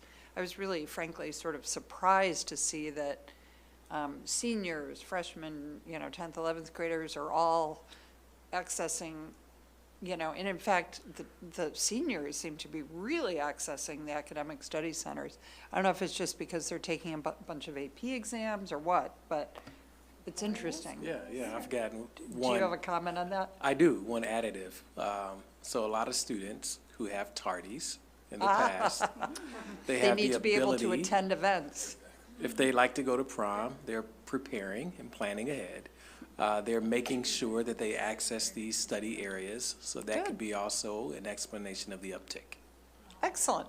which is a good. It's great, it's great. I think it's great all the way around, except I imagine some of the seniors think maybe not so great, but I think it'll pay off. There'll be a reward for them doing that. But I also took away from this that our students with free and reduced lunch, we seem to have, I don't know. I mean, we have some racial disparities as well, for sure. No secret. But I was struck by, there was this one, and then I'm looking at one which is the absences, 9 or more absences. Not so much the study center piece, but if you go to the attendance. Yeah, right there. Yeah, Like, that's a lot. that is a lot. And so I guess one of my questions around absences in particular, because I think absences seem to me to be such an impediment to success, more than even if you go to the study center a couple of times. Because if you're not at present in school, there's no way you can succeed. I mean, it's just, almost a given. And one of the things that impressed me in our first report, the post-secondary stuff, and our ability to go out and make sure that 100% of our seniors have a plan for post-graduation, and Beth's persistence in chasing all those kids down. I love that idea. That doesn't sound right, chasing them down, but caring enough to make certain that we have scooped up all of our kids in that way. And it seems to me that fundamentally, that's what we have to do in lots of different areas, is going out, identifying with specificity who these kids are, and getting to the bottom of whatever issue it is. In that case, it was filling out your post-secondary plan, which is one piece of it. But one of the biggest pieces is this attendance piece. So I'm particularly curious about what we are doing to scoop up these kids who have an extraordinary number of absences that are clearly going to get in the way of their ability to succeed. Not even succeed, just get through high school, just to graduate from high school. So that was one of my biggest takeaways from looking at this data. Maybe people have thoughts. Manira, did you have any thoughts? I do. I didn't want to overstep anyone. Hi, good to see you all again. So last time I was here, I had the opportunity to sort of preview Panorama, right? To briefly talk about the new software that we've purchased that's allowed for us to really document interventions that we have within the building. And so we're a few years behind Schoolings, right, in regards to the wonderful presentation that was just made. But that's really our vision, is identifying what students need supports and in what areas. And so by enrolling in Panorama this year, we've been able to better identify which students are chronically truant in a way that we can also then tie that to what interventions are being done. We're a very large building, as you know, and so the interventions can look really different depending on what department you are in. So for example, Dr. Rose, who is the multilingual director, she's doing some interventions with our students who are emergent multilinguals in relation to attendance and outreach as well, right? Well, in previous years, we didn't really have access to that intervention in a way where I know that live time, whereas now that we have Panorama, it allows for us to better work together as a school to say, okay, for this student, they're potentially going to get a home visit from Dr. Rose and her team, whereas, Brent within the truancy office, he's not going to do this home visit because Dr. Rose has already identified a support. She already has that relationship with the family, but Brent can also still be aware. So that's great, and Yeah. that's why this is, maybe just too much of a question, but why is there some I get that they're completely separate programs, Panorama, Schoolings, but why can't they talk to each other? Or Schoolings seems more comprehensive in some ways, so is there some ability in Schoolings to do the kinds of things that Panorama's doing, or do we have It's just not overlap designed and to do that. duplication? It's just not designed to do Yeah. that. Okay, It's that okay, so purposeful. just forget it, Gretchen, just, okay, It's okay. okay. I mean, it'd be lovely if there ex- was a one-stop shop, and you'd probably be a millionaire or billionaire if know. you could there's limited. Well, and the downside to a one-stop shop, as we've seen, is when that shop gets hacked. Yep. Right. So anyway, But I did want to add something, you made me think about so we've studied some of our students who have been chronically truant, and we have some qualitative data that's going to be shared with our leadership team whenever we can, get it scheduled. We've been trying to get it scheduled for a while, and so we know that a lot of students are managing some very complex situations at home, right? And I know that's no no surprise surprise, there, right? But how do we deal with that? Exactly, how do we deal with it? And to the extent of what it's just, it's Mind-blowing. heartbreaking and mind-blowing. And so those are the kinds of things that the team will hear about. And I know the student services team are already aware of some of those families and students. But it can be very complex and then becomes a compounding thing. Well, if I've already missed 3 days, I go to school, I'm overwhelmed, and I'm just going to miss a fourth and a fifth, and it just compounds over time until we can intervene and with those families. So soon, we've partnered with a Northwestern University professor who took a really deep dive into some of what's happening with our families so that we can then respond to that. Okay. Thank you. Sure.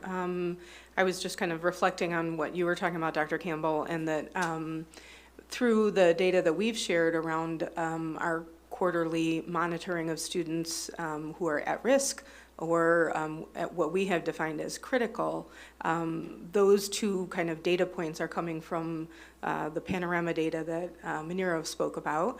Again, the value of having this really real-time data that we as the Special Education Administration are reviewing weekly, and then using that to kind of give charges to IEP teams around action planning. When you look at the numbers that we provided for you, that's really speaking to giving charges to IEP teams around kind of informal problem solving, which is really trialing interventions when we're identifying those students who are showing us those concerns around attendance, which is impacting academic performance, and then certainly engagement in school or social emotional functioning.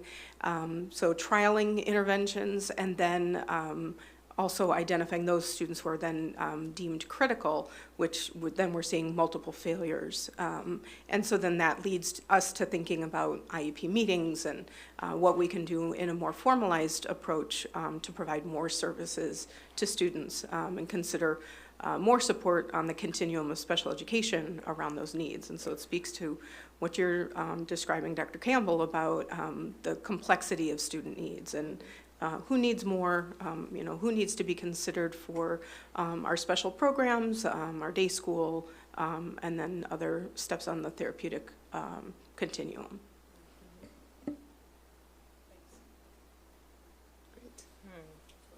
Monique? Yeah, Gretchen, your comment made me think about this program that the Y used to run. And I'm sitting here and I'm, listening to the last presentation, and it is phenomenal information. Then I'm listening to this, and it's hard for me to put those two in isolation.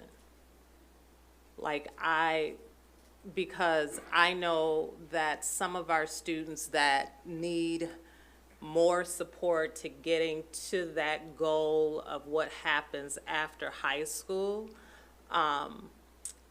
could very well be those kids that are not coming to school and will have a harder time figuring out how to navigate what happens senior year into and beyond, right? So it's awesome to have a goal of 100%, where our kids know what they're going to do, but what are the supports that's helping them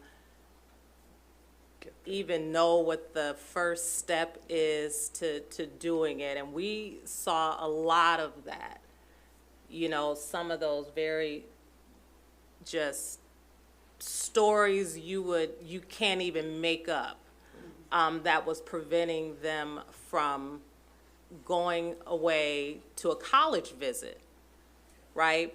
And so, and some of the students being first generation, whatever, not even college plan, So I'm looking at the total picture and, and trying to say, okay, so what are the supports that are going to help our students be able to see themselves and have a vision for themselves after they leave ETHS? And who's doing that? So I was trying to also put in place, where are the guidance counselors? So I have a lot of questions from the last report, but I'm still trying to sort through it. Because I've seen something like that in action, but I know our most delicate students will need extra support. So yeah, I don't know if I made sense, but I just trying to, they both go together. They do. It's like, this is what we're aiming for, and then here are the, here's the demographics. You can't separate them. This is who our students are, and this is what we're trying to do. And now how are we building the support? So that's what I'm most interested in. I want to see the racial breakdown of the post-high school report next year. I want to see which students are, eager to fill that out and have a plan versus those that are still struggling, because it's going to tell us a lot about, Of course, other things. yeah. So, right, and if do we have partners that can really support those children that are the most challenged to work with, right? Or do we have partners that have this very wonderful idea of, we should just expose them, and that's half of it. There's a whole lot of getting, through some of the other challenges that we have. And so then, how do we invite that to the table? How do we make sure that we have the right kids or the right partners that can speak to our children and see a reflection of themselves? So I'm sorry, okay. Can I just have one little footnote to what Monique was saying about that? And I totally agree that these two reports are kind of more tangled up, and it's too bad our first reporters, some of the people who were here are already gone, because I think they should have heard some of this as well. But they can watch us on tape, if they want. They work together. Anyway, Pete is here. I'll yeah, have 'em Pete's watch here. it. Pete He'll will report watch it. back. The team will watch it. Yeah. Actually, they ran home. But, probably. But on that 100% one success that was reported is terrific, but it had me worrying, and I didn't want to take up more time pursuing this line of questioning, so I'm going to throw it out now. It's worrying to think that some of these kids were under pressure to put down a plan, and having sat on various cradle to career prepared for adult life committees for years and years and years, we hear about some of our students' ideas of what that plan might be, and it might be to be a professional athlete, or, some sort of a little bit pie in the sky. I don't mean to be the person to shoot down everybody's dreams, but sometimes it can be that kind of a thing. And so if that's not helping anybody, really, if we're not having a more realistic discussion about what that plan is going to be, and offering them the realistic and concrete support that they need to get there. And that's, anyway, just an observation that I wanted to get out there. It's all good. I think they did talk about how there is that next step to really try to figure out these plans, because you're right, just because a student writes a plan, and especially if they're feeling like everybody else. It is, having a plan is, having a plan is better than not having a plan, because it starts a conversation.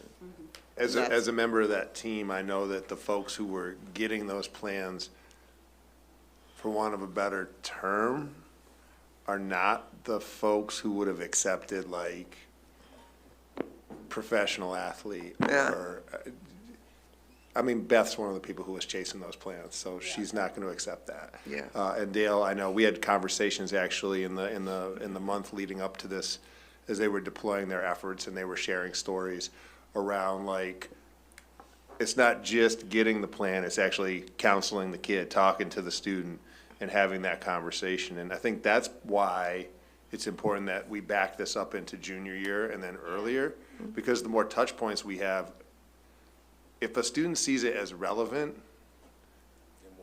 they're more engaged. One of the things we know is if you have a goal outside, if you know, it's kind of funny, but research actually says, if you know what you want to be when you grow up, even if you don't end up being that, it's You'll be actually, something. the outcomes are much better academically, for high school, for attendance, for all those measures, just by articulating a purpose, Any a idea. statement. So, that said, the folks weren't articulating any statement to the folks who were going after these, because they are very critical thinkers and would ask those kind of questions to elicit deeper Backing thinking. it up to junior year, Pete, was something that was discussed at least 3 years ago on our Prepared for Adult Life action team for Cradle to Career. So, I mean, this has been under discussion for a long time, and if we could actually do it, that would be even better. So the good thing is that we are. Yeah. Yeah. That's Yeah. huge. And, Yeah. when we began to start the office, the office is trying to get exactly this conversation, right? And, and it helps us to highlight, where the cracks are, where the faults are, so that we can shore those things up. When I had a conversation with Dale back in July, I told him, I said, You're not gonna come to the board and tell us that we still have 130 kids without a plan, right? So let's start there with 100%, but also how do we maintain fidelity throughout that entire process and really support the kids that we know are on the margins? Yeah, what does that mean? Always, yes. Pat? So thank you. This is so helpful, and I know particularly Gretchen has asked for this for a long time, and it really is very useful to just have this kind of snapshot. I just want to highlight, and I think this came through a little bit with some of the remarks that Gretchen and Monique made, but I just want to say it out loud because I think it's important. One of the things that I've been really pleased about of late under our new leader, not so new now, is this idea, I always call it peeling the onion, which maybe doesn't mean anything to anyone else but me, so sorry if that's how my mind works. But, so I'm looking at this students with 9 or more absences, and it is 536 students, and that's a lot of kids. But you know who those kids are, right? And you know who the kids are who didn't fill out the plan or did the plan but maybe only answered I'm going back to the other report, only answered the basic questions that they had to do to get a check mark for having done it, right? So you know who these people are, and that, I think, is the first step, is who are the kids, and going and finding those kids. And I know in some instances it's a lot, but it starts a conversation. It gives an ability to listen. I mean, Marcus said a moment ago, some of the stories are just heartbreaking about what kids are dealing with. Or they're just struggling, or they don't understand something. Whatever it is, we have to listen to these individual kids, A, to help them first and foremost, but B, to change things writ large so that maybe the next kid has an easier time. And maybe, one student's issue has opened a door that helps others down the road. And then the notion that we've talked a lot about is relationship building and how important that is. So I think that I'm just trying to lift this higher because I think it's a theme that we need to do in everything. Is who are they? Who are these kids? What are their names? What grade are they in? Where are they? Let's go find them. And then start there, because not only are we helping our individual students that way, and it is a challenge, I know, when you have a large number of students, but with a lot of the things that we've been talking about in the last couple of months, it's not that many kids. It's 50 kids or 100 kids that we could go and find them. So how do we have that conversation? How do we listen to them to help them? And then what do we learn from these individual conversations and relationship building that we can apply systemically? And so I just want to highlight that. I think this is where the thinking is, but I want to say it out loud because this is what we need to be doing, in my view, is in order to change some of these outcomes and to make some significant progress on some of the, just really difficult gaps that we've struggled with, whether it was in a discipline or attendance or grades. We always say it's not the kids, right? We just have to go help the kids who need it the most and learn from those experiences. So I'll stop, but I just want to highlight that you're doing this, and I think it's great, and let's take this approach with everything, because I think this is how we make bigger change. Thank you, Pat. And I agree. We do know the kids. It's like with everything we do. And whenever we talk about student achievement, and we can identify the kids. We're big, but there are enough of us. There are enough of you. And I just want to add, too, that we are in a much better position to have the data to track who we're talking about and what we're doing. Because for a long time, we were like this. Right, right. But I think we are in a much better position now to be able to talk about, track who we are, what we're doing, and if what we're doing is working or not. Yeah. Yes, can I add to that? And I think that's the beauty of Panorama, to your point, right, is that it is a layered approach. And so previously, we're doing maybe, for one student who has attendance concerns, they're coming to us oftentimes through reports that we receive, right, to see that a student's been absent, but then also referrals into our SST or student support team meetings to then discuss these students and explore what interventions that we want to put in place. And so last year we started student data dashboards where we are tracking every single time we talk about a student and what interventions we want to put in place. Well, that previously was just on Google Drive and it was in a little folder and it was limited access, right, to who could see that.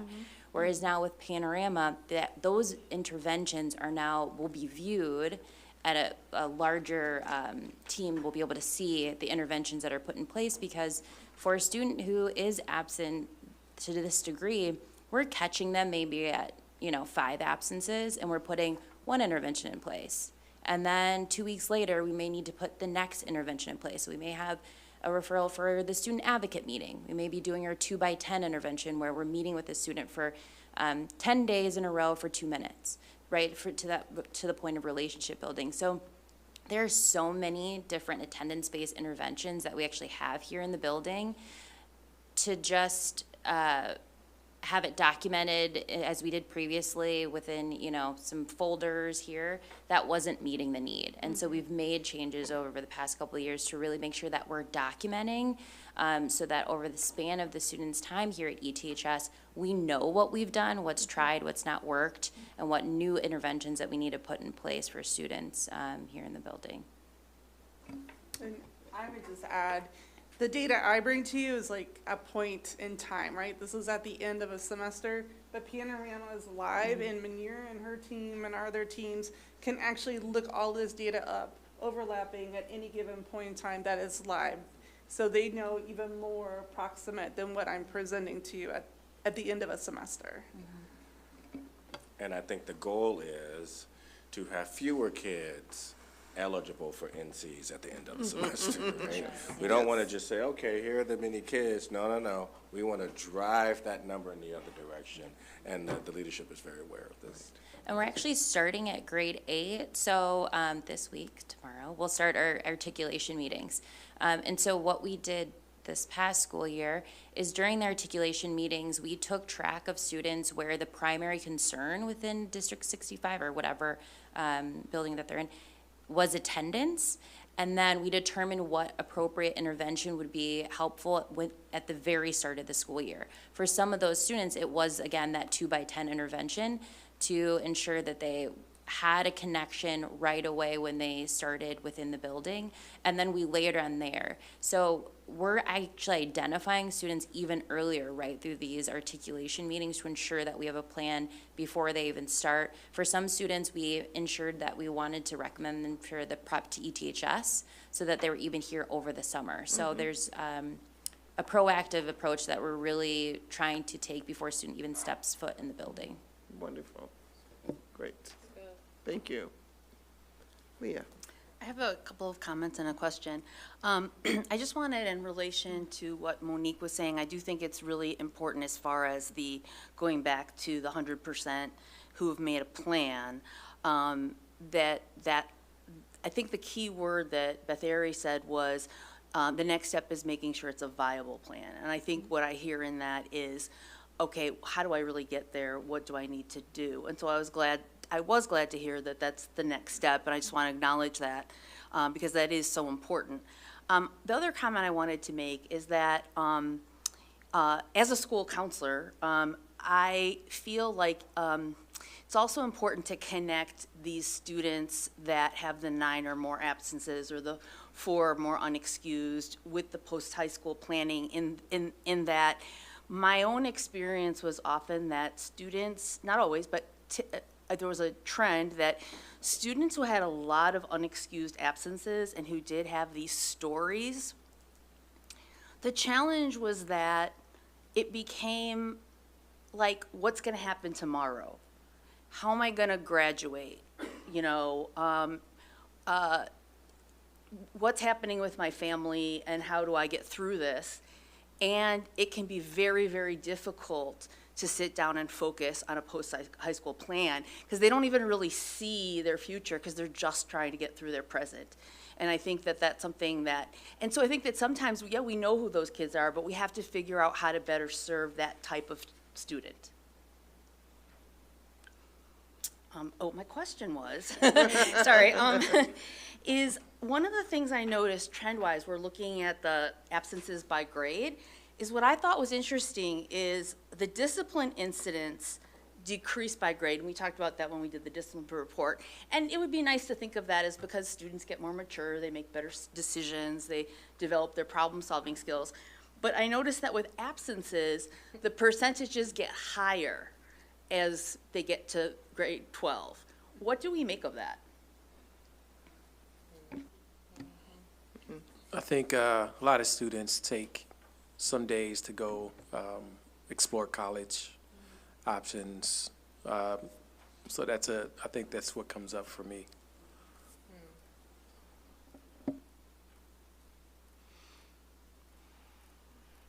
I'm sure that would be interesting to dive into a little bit more and find the multiple stories. Yeah, because I also just want to note, like, this is all absences, right? And so with, I forget the name of the law, but there's also the law where, right, students also have the 5 mental health days. And so, you know, that's yeah. Yeah. Yeah, that's what I mean. It's probably not a simple answer. It's nuanced. Yeah, it's the same thing. It's not, all of this happens to our students. Yeah. You know, from the post-high school, the AP, you know, what we're seeing here. I mean, it's a lot, right, to maintain and celebrate. It's a lot.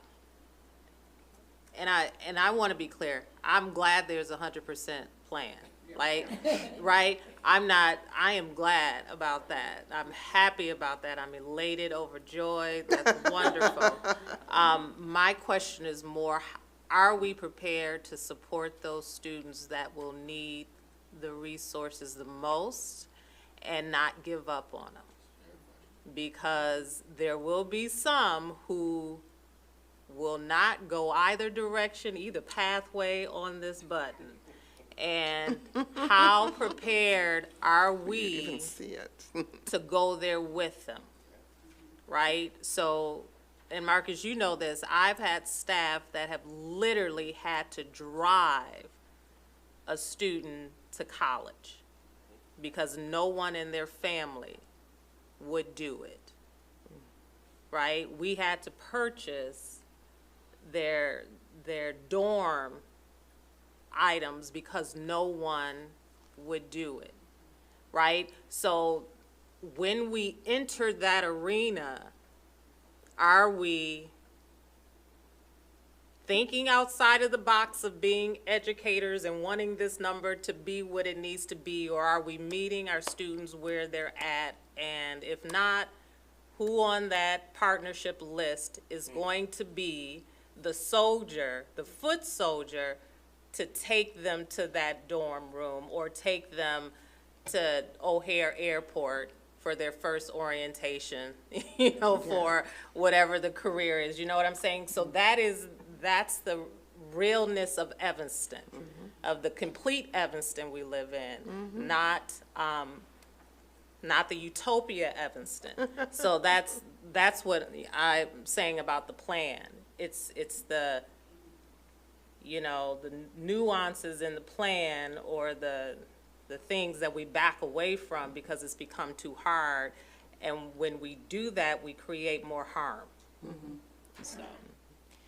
And I feel like it'd be remiss to not note that the equity work that we're doing as a district as well to ensure that students have that sense of belonging when they do get here, right? And I think that's such a huge piece of ensuring that students want to continue, that they build that relationship with staff members in the building, and is really then what helps support us as a grade level team to add on these additional layers of interventions, because we can only do so many interventions, or there's a proportion of interventions that also still require the student to be here. You know, like now, once we get them here, we can layer on our mental health supports and our, you know, more of the social emotional aspect. And so I think the equity work that's been led through the district has been a huge impact in trying to support this issue, which is really like a nationwide epidemic, right? Like it's a nationwide issue, attendance and chronic absenteeism. It's not just us. We're in constant communication with different districts who are also struggling and exploring what interventions that they're trying to put in place, because it's, you know, we're seeing it in multiple districts, this high levels. Definitely. Thank you for saying that. If I could also add, I'm just thinking about what you've named around shepherding students to those next plans, right? And who's going to do that good work. And very encouraged by what was presented in the previous presentation as well, about 100% plans and the expansiveness of our partnerships. I want to dig deeper into how many of those partnerships have entry-level, you know, positions that, you know, we certainly know it's a technological age, but we also know that our community has a lot of opportunity for student employment or post-high school employment that can lead to some fuller lives for our students with disabilities. So, you know, always remembering the continuum of employment opportunities within our community as well. And we know we need to plan for that, you know, the technological advancements and all that needs to happen. But there are also viable businesses in the community who can provide a full life and viable employment for our students and our young adults who will become the cornerstone of this community over time, right? Yeah. So, again, thinking of it in that range, as you named. Yeah. Absolutely. Yeah, they will be the citizens of our community. Take care of us. They'll be taking care of us. Okay. So thank you very much for this, and thank you for keeping us updated on this data, and this dashboard is amazing. Thank you.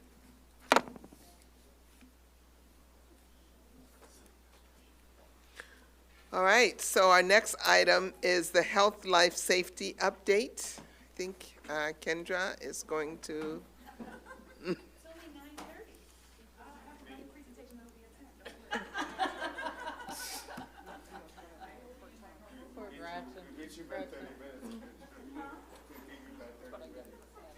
It's just a test.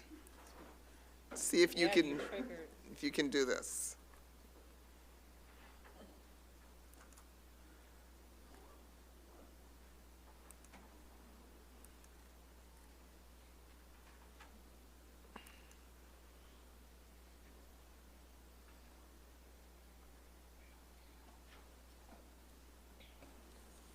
All right, good evening, Board. Good evening. Thank you so much for having me at this early time.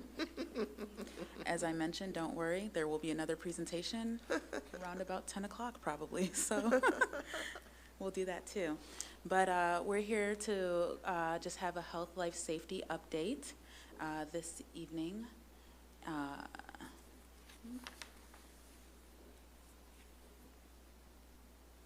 right, I'll do it with this.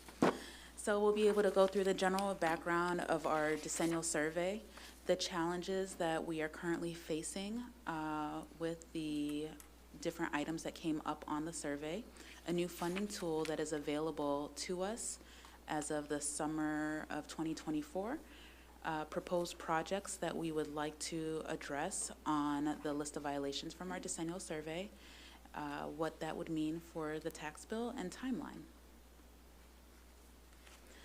So for the health, life, safety report, schools are required to have an architect inspect all buildings every 10 years and produce a safety survey report. So with us, of course, we have this main building, but with this main building, we have 1.2 million square feet to cover. So as you can imagine, it took quite some time for our architects to complete this report. I really feel like it was near a year before they were able to put everything together. Countless hours spent with members of our operations team to walk the building, the roofs, all the different spaces. And so we were able to get that report. We went through this process in 2023. And the report is referred to as the Health, Life, Safety Decennial Survey. And so sometimes we abbreviate that as HLS survey. But that is what happens every 10 years. And so from the report, when the architects walk through the buildings, they identify different health, life, safety items that are cited as violations. They're prioritized by A, B, and C in level of importance. And when we got our survey, there was an estimated cost, which is also produced by the architects, of over $60 million of items to be addressed. So don't want to bury the lead here. We don't have over $60 million to address these items that were cited as health, life, safety concerns for our building, right? So, but before we get into that, we'll talk about what we were able to address, right? So we're not even 2 years out from when we received that survey. I really feel like they probably presented it early last year when they were compiling all of that information to send to ISB. And so, but what we were able to address, one thing on there was like our auditorium HVAC, for example. We had an HVAC project that has been completed, and so now we're able to check that off of the list. We have, since that report was completed, replaced 5 roofs. There were the 4 that were in the south and west wings done at the same summer. That was summer of 23. And then we also replaced an athletic roof as well, window replacement in the east wing. And then also every year we're working to do LED light replacements. Usually we try to do about $100,000 a year in LED light replacements. Of course, also contributing to like our efficiency, and then able to reap some savings in our electrical bill as well.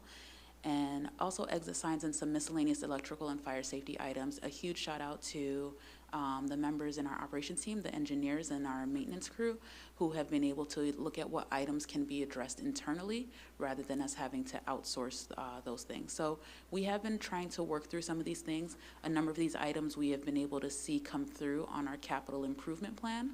So, you know, when that plan is presented to the board, we're always taking into account not only the projects that maybe are impacting instruction in the classroom, but also what we have to do for the upkeep of this building, as you can see here. So how do we make the money work to address these items? So this is currently what we do. This is how we fund our capital plan. We have proceeds from debt certificates and bonds that we issue every 2 years. And then also when we had the Washington National TIF end and we got that revenue added, that revenue stream added, we would reserve it for capital expenses. So we were, for a number of years, we've been transferring $900,000 to our capital fund and then $600,000 to our debt service fund in order to try to meet the needs here. Also, foundation contributions, cannot say enough. You know, this was the reason that the foundation was created, and they have come through in a major way. Our donors have come through in a major way in order to address a number of things in the building when it comes to our capital plan. And then transfer of fund balances from the education fund, operations and maintenance, or transportation as fund balances permit. So in the event that we have higher fund balances in those funds, we try to divert money to the capital plan, to the capital fund, which we can't levy for, so that we're able to address some of these needs. But even with all of those tools available to us, there's still not enough to do everything, right? Which is a huge challenge for us. Capital infrastructure is extremely expensive, and the cost is only going up year after year. And so the district is just unable to fund all capital needs. We have depreciation of approximately $4.5 million annually, and that is an important marker because, like I mentioned in the previous slide, we're issuing debt every 2 years. We issue about $5 million in debt. So that means that gives us about $2.5 million per year if you're going to do like an average, right? $2.5 million per year to put into these capital projects. Well, if the building is deteriorating at a rate of $4.5 million a year, we're not able to keep up. And then layer on top of it that we are looking to do more than just keep up with the deterioration of the building. We're also looking to advance the instructional spaces for our students. So, which leads to the next challenge, right? Prioritization of capital improvements, the needs of the classroom versus general maintenance of the building. And if we need 60 million, to address these issues, what does that leave? We don't even have that. What does that leave to do these other spaces? And so it's a constant balancing act. And then with that, we know that the debt service levy is limited by PTEL, Property Tax Extension Law limit. So we have to take into consideration our debt service extension base and how much debt we're really allowed to issue by law. And we can't go above that, and so that's why we can only do that $5 million per every 2 years. Until now. So House Bill 4582, on June 7, 2024, Governor Pritzker signed into law House Bill 4582. And so this exempts taxes levied to pay school fire prevention and safety bonds from PTEL.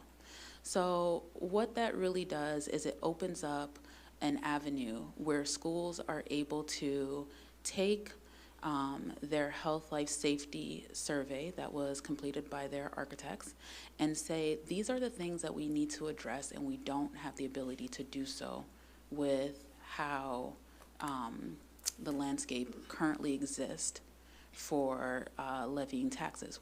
We just don't have the money to do it. So what do? We have to welcome students into our buildings every day, and our buildings are not equipped, right? Across the state, this is something that districts were facing.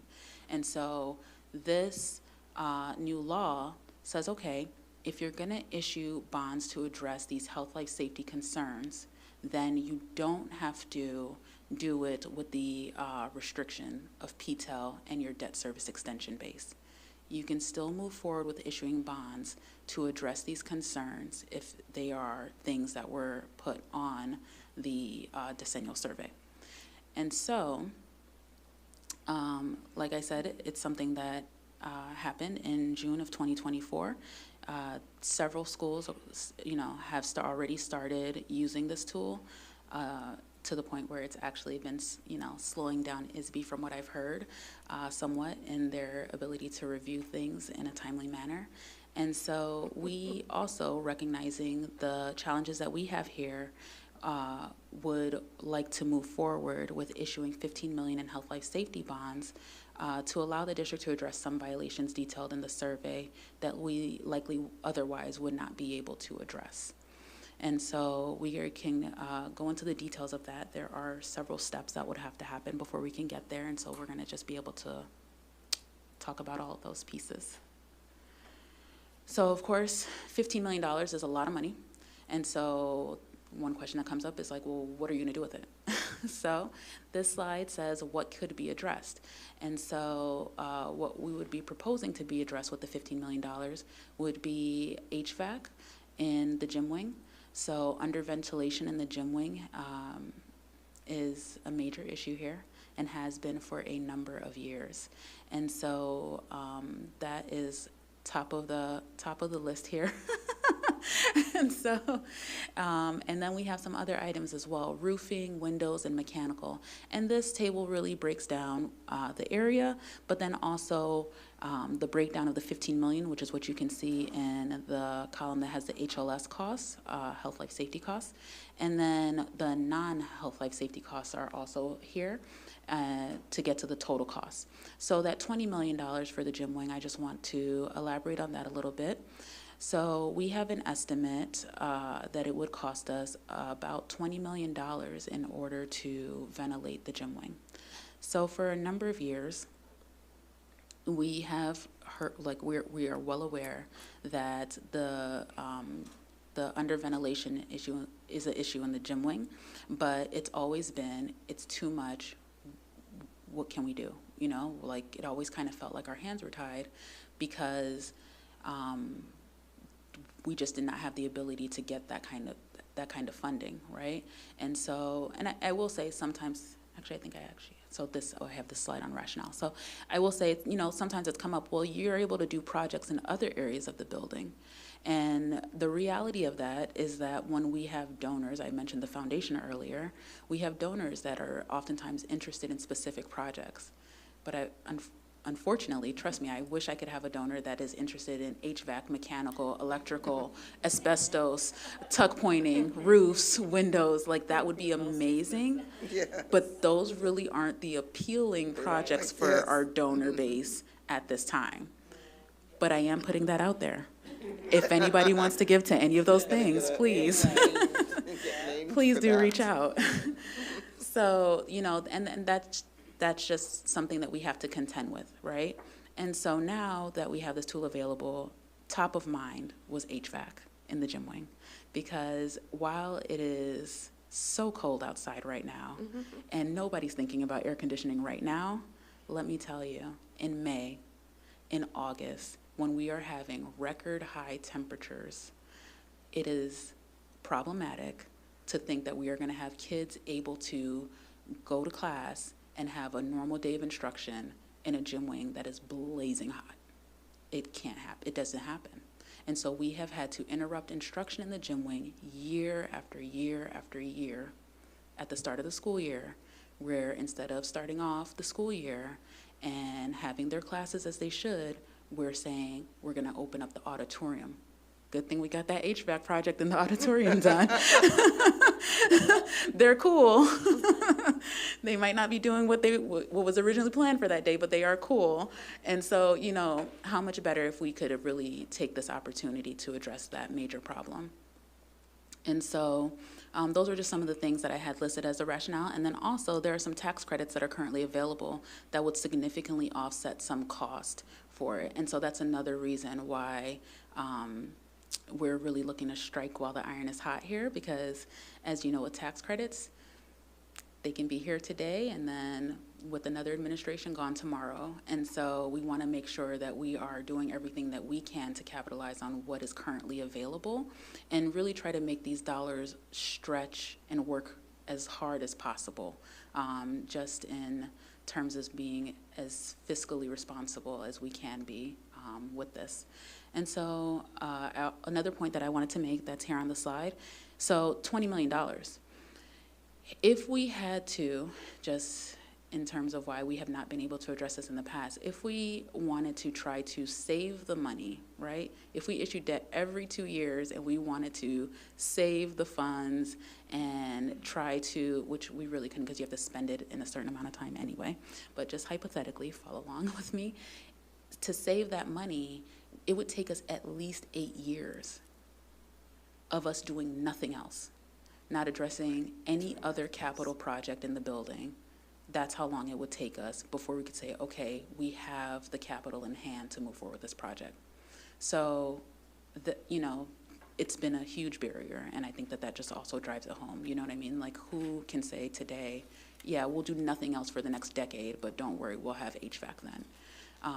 So just some of the rationale behind the HVAC being proposed as one of the major projects for this.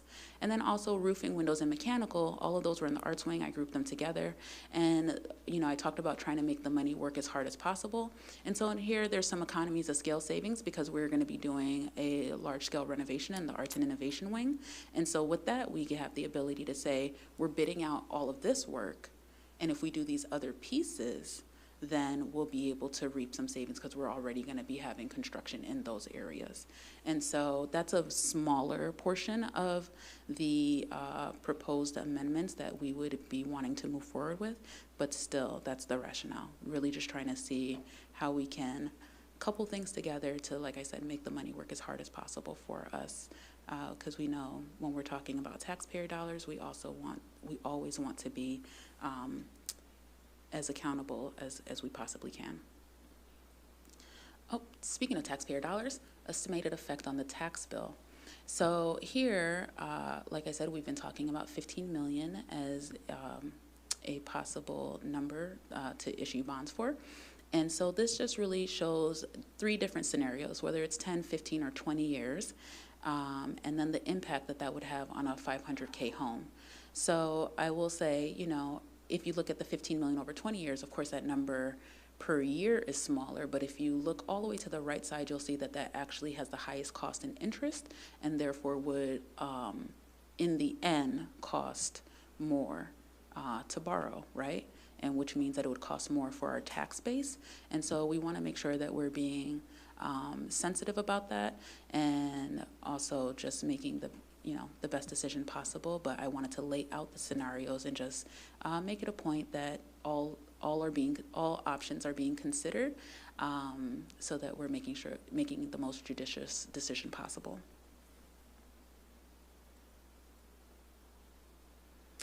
And so timeline. So right now, January board meeting, we're having a discussion about the amendments. So the projects that I mentioned, if and when we submit those to ISB, they are called amendments. So that is why there's the change in the terminology, but those are really just the projects, right? We take those violations from our health, life, safety report, and then we would submit an amendment to ISB.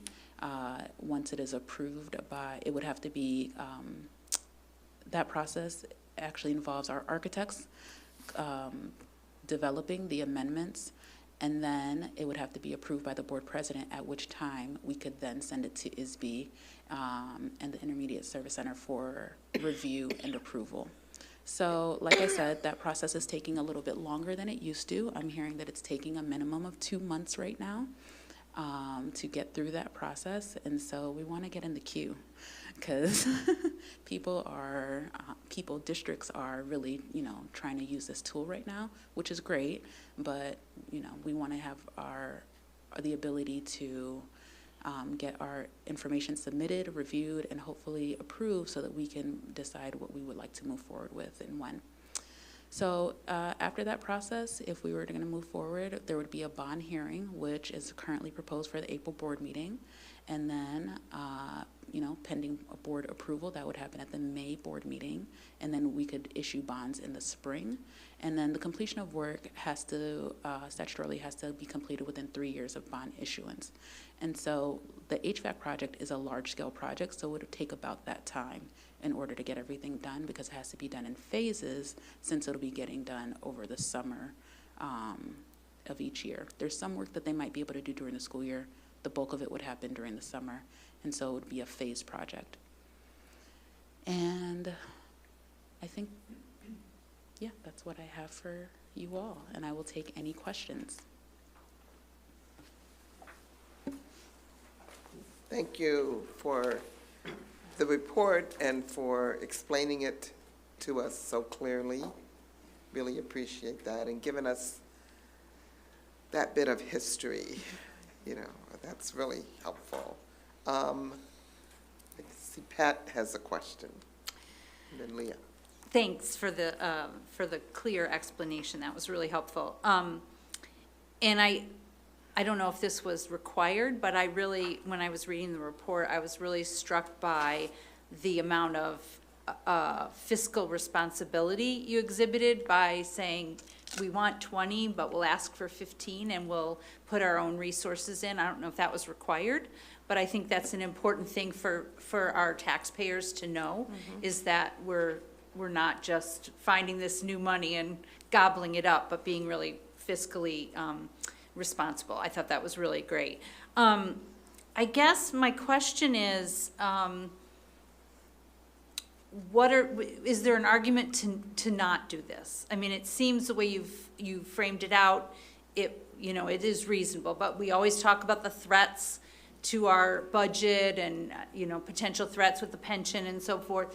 Is there anything that we should be thinking about in terms of a threat that could come that might change? So that's a question. Another smaller question is, are you thinking like a 10 or 15 year? Do you have because you showed the difference, were you leaning towards 10 or 15? Like, what was your thinking or your advice on that? So that's one question, and the second is, why would we not do this?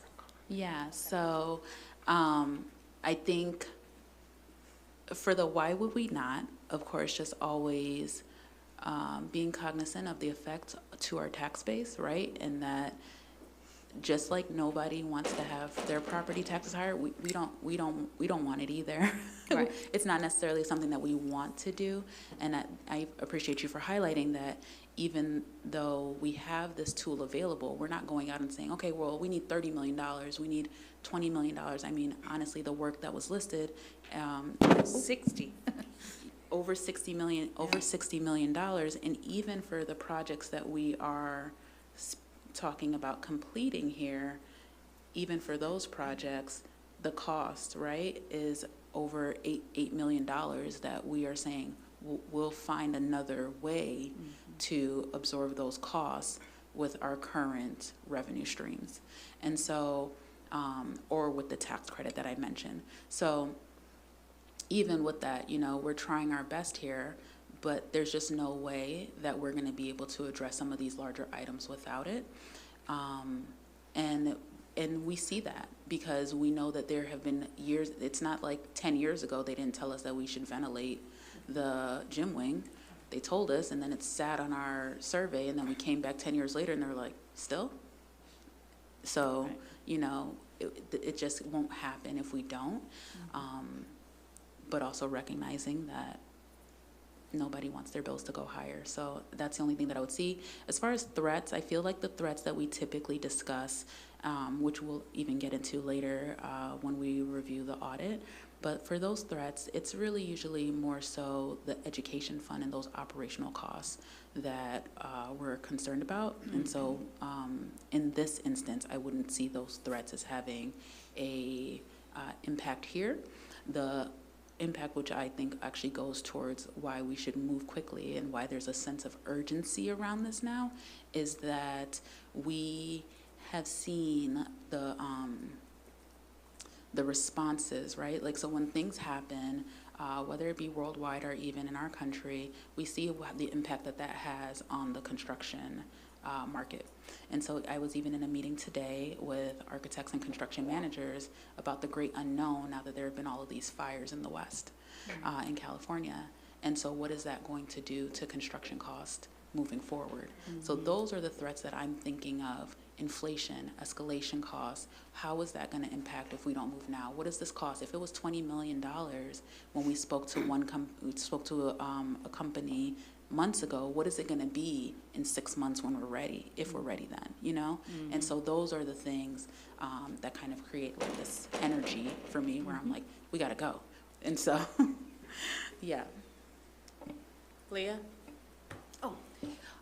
So my own reaction to this, first and foremost, was, I think it's really important to acknowledge that we have to be really responsible toward the taxpayers and not in any way minimize, how it might affect or impact folks who their tax bill continues to go up. So I think I just want to say that. That said, though, kind of backing up on what Pat said, I think you are taking a really judicious approach.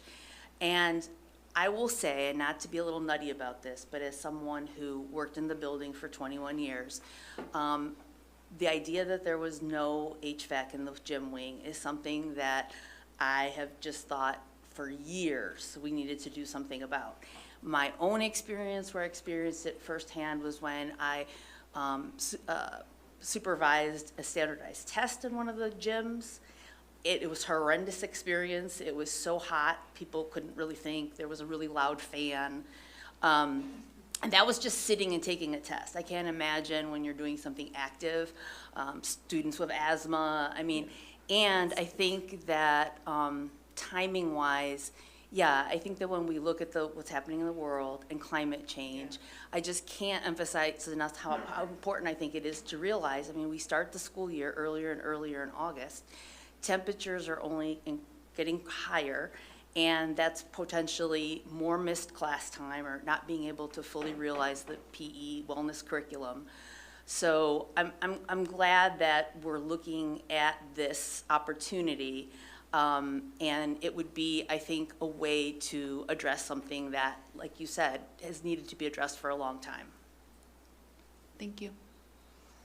Yeah, I want to underscore what Leah said, especially with the climate crisis that we're experiencing, right? And even so, not knowing how many kids might have to miss out of gym because it's too hot for them to have class, and how that impacts their grade and how it, you know, all other things. But the climate crisis is a real deal. I mean, it's seriously happening. It may impact us differently than it's impacting, you know, other parts of the world. But I would add that to your list, right? In terms of the question that Pat asked you, you know, I would add that seriously to the top of your list. Absolutely. It's clearly not safe to continue the way we are. So, yes. Other questions? Liz? Yeah, I'll admit that when we first got this information a couple months ago and I saw the $60 million in violations, I was so taken aback. I was so concerned about it, and, you know, just thinking about the effect on the taxpayers and how stressed out our stakeholders and our taxpayers are right now, and especially considering the fiscal crisis at District 65 and the concerns of taxes being raised there. I was really hesitant to be on board with this. I think with your clarity and explanations, as I sit here today, I feel a lot better about it. And I support it because I think it's not gonna get any cheaper if we wait. And this is a unique opportunity for us to fund this that obviously we never had before. So I do want to say that I think it'll be, you know, the risks and the benefits, I weighed them, and I feel like we do have to do this. My questions are, so for the $630 tax increase for the 10-year, is that increase for the 10 years or forever? No, it's for the 10 years. Okay. And so after the bonds are paid off, then their tax bills will go back down. Okay. Also, if we were to take advantage of any refund opportunities that would come up in that time, then that's another way that we would be able to bring the tax bill down some. And so I just know that we have another opportunity coming up within the next 12 months. And so it might dovetail nicely with this. It won't, that refunding opportunity would not take the tax bill down by the $63 a year, but still it would, you know, mitigate the effect, so somewhat. Okay, and then I was also wondering, when we get these sort of violations with recommended improvements, are there any repercussions or fines for not following through with these recommendations? Okay. No fines. I think that that is one reason why this law was brought up, and because you would just have districts that were just sitting on them. And like I said, nobody wants to welcome a student to a building that is just like falling down around them. And so I think it would have been difficult to enforce when you're also not providing a way, a path or avenue to do better. And so, yeah. All right, thank you, Kendra.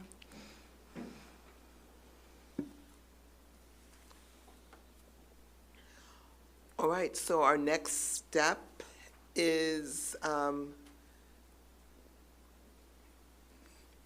what is the next step? We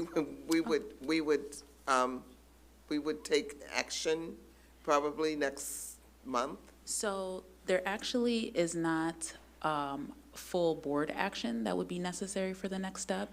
It would be, so the purpose of this was to be able to have the discussion. Next step would be for us to engage our architects to put together the information that needs to be submitted to ISB. Okay. That information does need to be signed by Madam President prior to submission. And so, but once we do that and hear back, that's when we would be able to engage the full board in a bond hearing. Okay, thank you, thank you. All right, thank you, Kendra. Good report. Thanks, everyone. Thank you, board. All right. So Kendra, you can step away for a little bit. I don't even know if I should move. I mean, but okay. You probably don't. Right. Okay, so what we're gonna discuss next is the Leonard Schaefer gift agreement. Yes, I just wanted to acknowledge this milestone in our history of the district, that tonight we have the privilege of recognizing an extraordinary act of generosity from one of our own, Leonard Schaefer, class of 1963.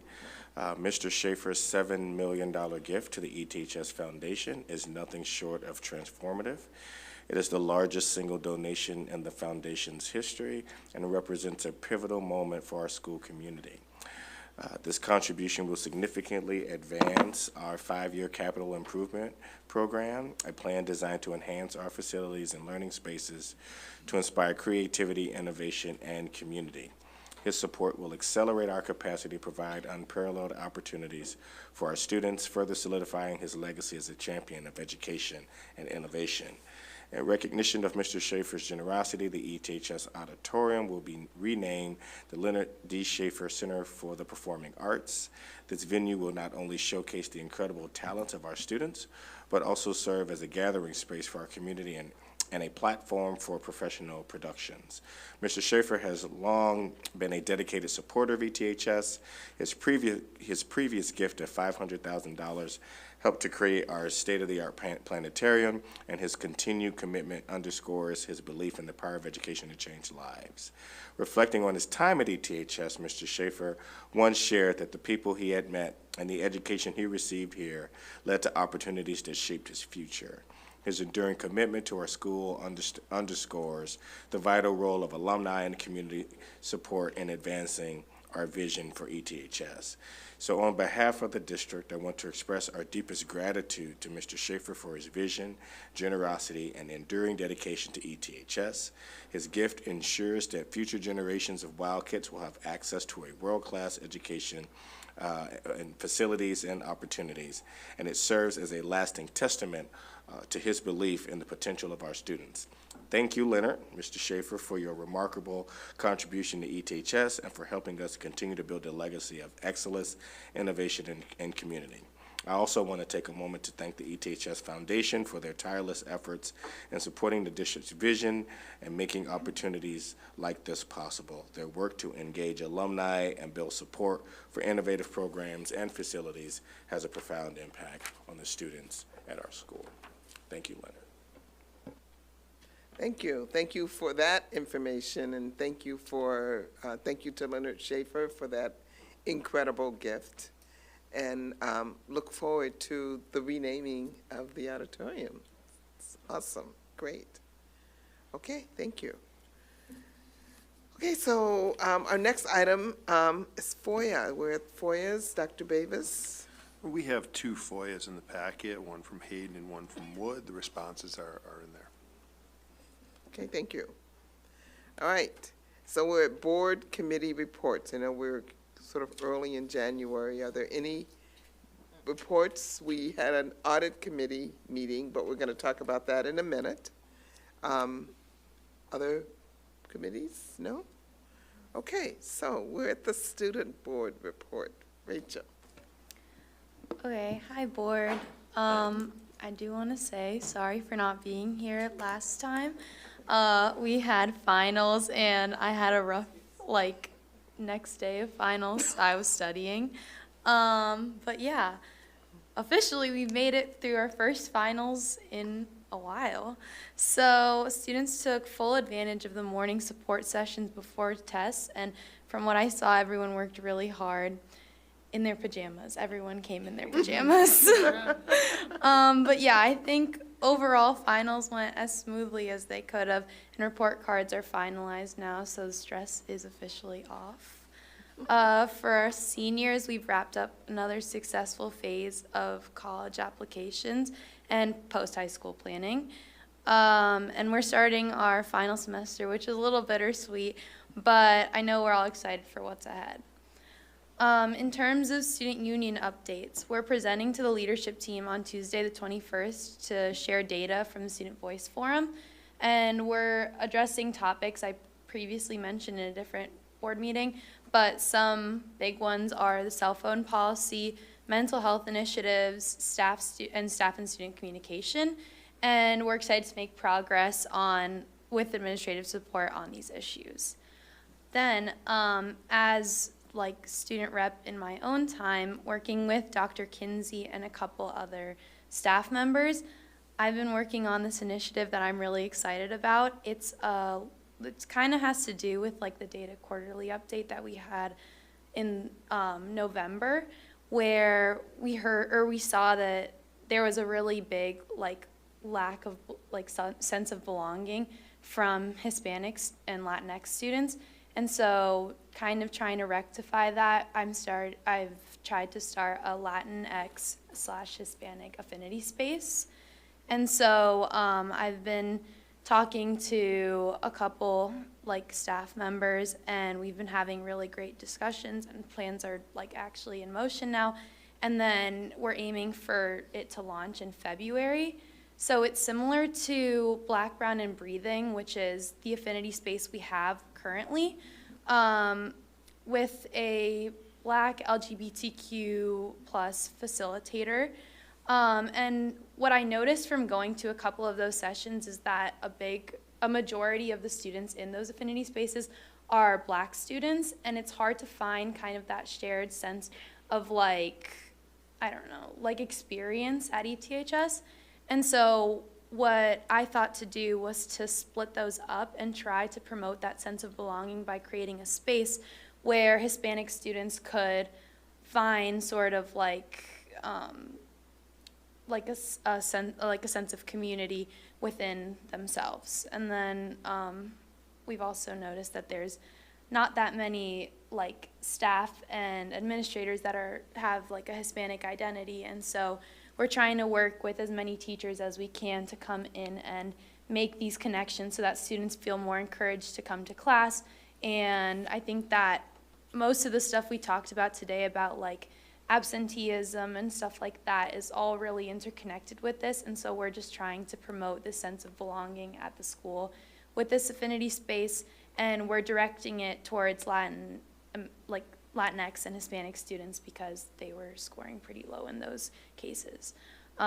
We also have been kind of in the midst of talking with the Native American identifying students who also identify as Latinx, and we're thinking of doing a sub-session with them for their own sort of affinity space. And we plan to do this monthly so that it can continue to grow, and hopefully we can see some progress for the next year for the sense of belonging survey.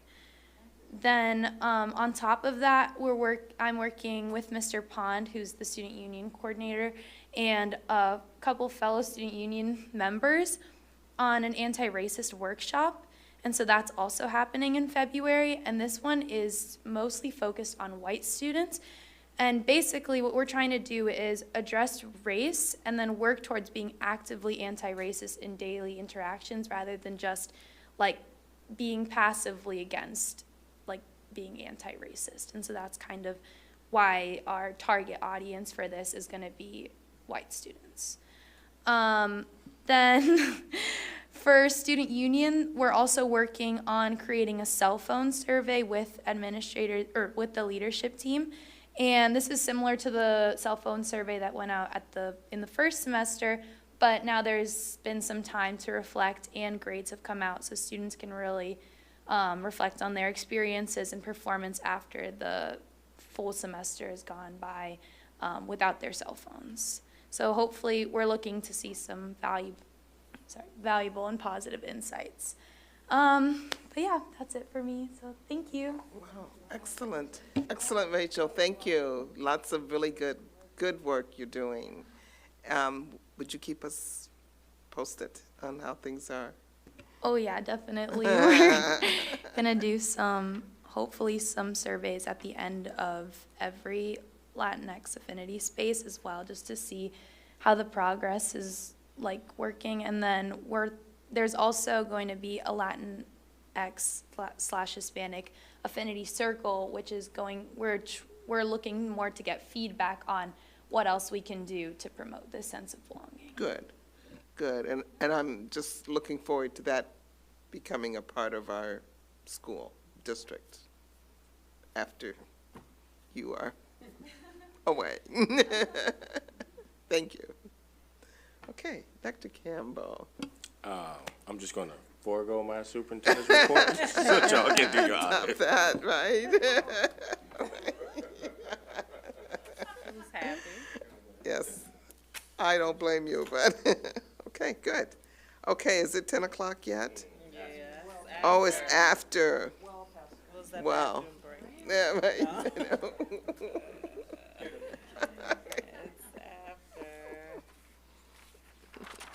All right, Kendra. Well, this is more her time.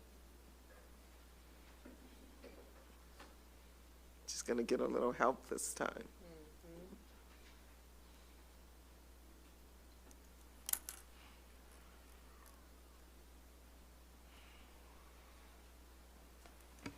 Here we are, board. I'm back like I never left. Literally. Literally. And as was mentioned, I do have some help this time. Rudolph Mayo, Director of Business Services, is going to be joining me so that we can do a presentation on our fiscal year 2024 Annual Comprehensive Financial Report. So the Annual Comprehensive Financial Report is a report that we work with our auditors to compile each year that really goes into our financials for the year. It reports not only on our finances, but also just on the details of it. It really digs in so that you're able to see, you know, where the money's going, where's it coming from, the ins and outs, and then also gives a wealth of information as well, like as far as historical data goes, and explaining the different components. So the audit committee met on January 8th, 2025, and got to do a more in-depth dive into that the information that I mentioned. We got to meet together for over an hour. Don't worry, we won't do that here tonight. But we were able to discuss highlights of the financials and other important information. My, it is late. And but the biggest deal is that our audit opinion was positive. We had an unmodified audit opinion, which is the goal each and every year. And so I'm happy to say that we were able to meet that goal once again. I know that when we put the audit documents out on Thursday, we We had draft documents that were available for discussion. However, we have since received the final documents, which have been uploaded into Board Book. And so if anybody would like to reference Board Book at any point, those are available in their final form. And so in the documents, you'll see the letter, the statement on auditing standards, and the management letter. And in the management letter, you'll see that there were no significant deficiencies or material weaknesses noted in our FY24 audit. And so that's a good thing. And as always, they come back to us with some, what I like to call constructive criticism, right? It's the lighter weight deficiencies that they'll note that we have as areas for growth, room for improvement. And so this is what came up: capital asset reconciliation, uninsured and uncollateralized deposits, and then technology and data security risk assessment and management. So just to go into those a little bit, capital asset reconciliation. So we actually got to talk extensively about our capital improvement plan, so we can actually link that here. So some of our projects that we do are multi-year projects, and so they can span 2, 3, and some larger projects, I've even seen it span 4 years. Before we're able to close out those documents. And so sometimes, unfortunately, what happens if we're not extremely careful is that when you go to capitalize the asset, if you don't know that, if the person who's doing it doesn't know that they have to look back so far, because that's not common for projects to last over 2 years, then they could miss some of the information. And so that's what happened this year, is that we missed some of the information. We had reported it in previous years as construction in progress. And so our auditors, delightful auditors that they are, were able to really dig in and pick up on that. I mean, they leave no stone unturned, and so we really do appreciate the work that they do and their partnership in making sure that we get everything right. It's just always so funny to me, because I'm like, it's amazing, right? But that's their whole job, is to figure out what's going on. And so that was one that they said, hey, you missed something. And so they just provided that as, like I said, some constructive feedback for us to just make sure that we're always capturing every bit of the asset when we're going to capitalize it, so that our records are accurate. The uninsured and uncollateralized deposits. So when we have money in the bank, all of the funds that are in the bank are supposed to be collateralized, and we have collateral statements that are issued at the end of each month. And so the bank is supposed to monitor our deposits and the amounts that we have in each financial institution. They all have a responsibility to make sure that those funds are collateralized. Sometimes, and it could happen at the end of the month, if you transfer money into one institution and before their team has the opportunity to assess how, what the level of funds are, there was a gap in the collateralization at the end of June. And so they made that as a note as well, to make sure that we are doing our part as well, in addition to the bank, to make sure that all funds are collateralized. So they found that there was, it was 700,000, I believe, 786, wow, all right, Mac. So 786,000 that wasn't collateralized. Now, I will say, just in terms of anyone who's hearing this and is thinking like, oh my gosh, does that mean that we could have lost all of our money? We're talking about, no, we don't have any money that's in a high-risk institution, right? So we're talking about JP Morgan Chase here when we're talking about the bank. A bank institution that you wouldn't expect that, between when we put the money there and when we're going to be paying our bills, that they're going to go belly up in that quickly. And so sometimes that is the timing issue of it, is that we'll put money in recognizing that we're going to have our AP, we're going to run accounts payable, we're going to pay bills, and so it's an in and out. And so depending on when that June 30th hits, then between the in and out, those are the funds that weren't collateralized. And so it's not that there's any risky investments happening when you're seeing this, and I just want to be clear about that.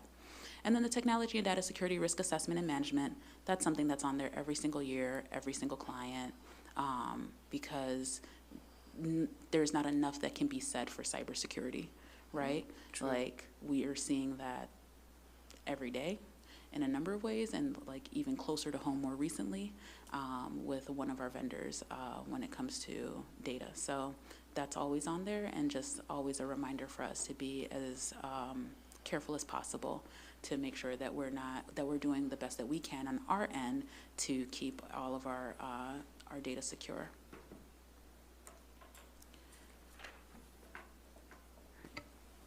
Hello, everyone. So on this slide, for FY24, we saw 140.6 million in revenue and 133 million in expenses, giving us a 7.6 million increase. This was due to higher taxes, better investments, and lower pension costs. The general fund went down 1.3 million because of less state and federal aid. The operations and maintenance fund grew by 1.5 million thanks to higher property taxes and investments. Overall, we had some wins and a few challenges in this year. Yeah, and I just want to take a moment to elaborate on this a bit because you're seeing some down, some up, and what's what, right? And so I think one thing that I want to provide is some context around the general fund, which is down 1.3 million. And so that, in a large part, is really our education fund, right? The largest part of our operating funds. And so while we had a surplus in our operating funds, if you put them all together, which would be the ed fund, tort, working cash, operations and maintenance, and transportation, the fact that the ed fund was down by that amount definitely was a flag for us.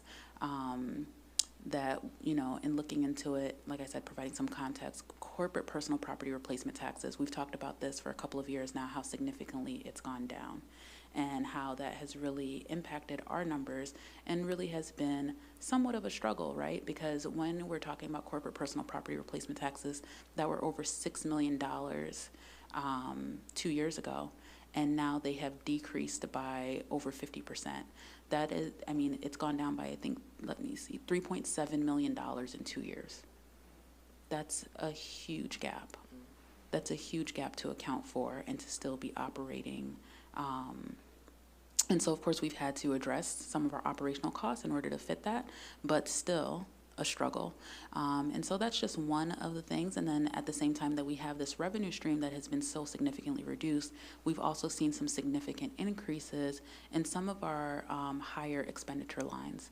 So whether it be some of the things that we do for in special education that have been really sensitive to the price increases, where we've seen 40% increases over the last 2 years in some of those costs. So if you're dealing with this large revenue stream going down by so much, and then some of your expenditures increasing significantly, some of your higher expenditures increasing so significantly, you really kind of have an issue there, right?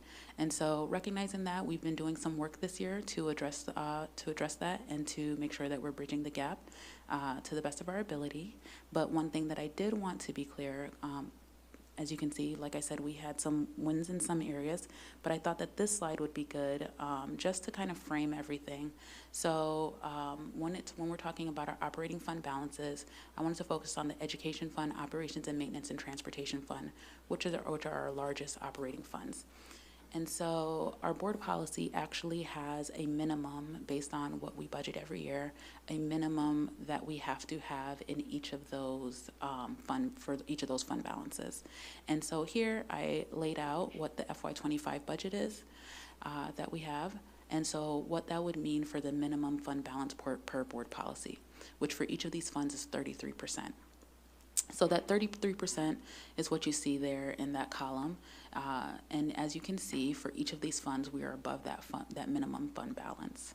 And so I just wanted to also make sure that I'm providing that information, because I think that it is definitely something that we are actively working on to make sure that we're having our revenues outpace our expenses. Nobody wants to be in the category of having your expenses outpace your revenues, right? But then also just wanting to make sure that we're aware that we are still in a financially stable position, that we are still making sure that we have a healthy fund balance, and that that's not in jeopardy. If anything, I would actually say on the other side of this, the fund balance minimum is 33%, but at 45%, we're supposed to be developing a fund balance reduction plan. And so for transportation fund, as you can see, that well exceeds 45%. It is actually over 100% for the fund balance right now. But stay tuned next month, because when we go over the mid-year budget review, well, I'll just say that we are already in the reduction plan for the fund balance, because the way that the bills for this new vendor is coming in that we have, it's a significant change. But what I will also say is that the board, I think everyone here actually has been aware that we had some challenges with our special ed transportation in the past, and some pretty significant concerns expressed by families that we knew we needed to address. And it took us some time to find a vendor that was really able to get us in a better position, right? To where kids, we could feel confident that kids were being taken care of when they were being transported to and from school. So we are doing much better now with the new vendor, but it does cost money. So that's the story. But like I said, we'll go into that more next month. Mid-year budget review. All right, so for our debt service fund highlights, a few key points for 2024. Long-term debt, including bonds and debt certificates, went up by $2 million to cover debt payments. We're seeing that our capital needs are greater than the available funds, which is why we issued new debt this year to support building improvements. Additionally, $600K was transferred from the Ed Fund to the Debt Service Fund to help cover these obligations. This reflects our efforts to manage debt while addressing the district's capital needs. All right, a few highlights. The capital fund balance grew by $792,000 this year. In FY24, we completed several important projects, including health science lab, technology upgrades, replacing the auditorium's HVAC system. During the summer of 2024, we tackled more projects like renovating the alumni hall, upgrading the east wing windows, replacing the athletic roof.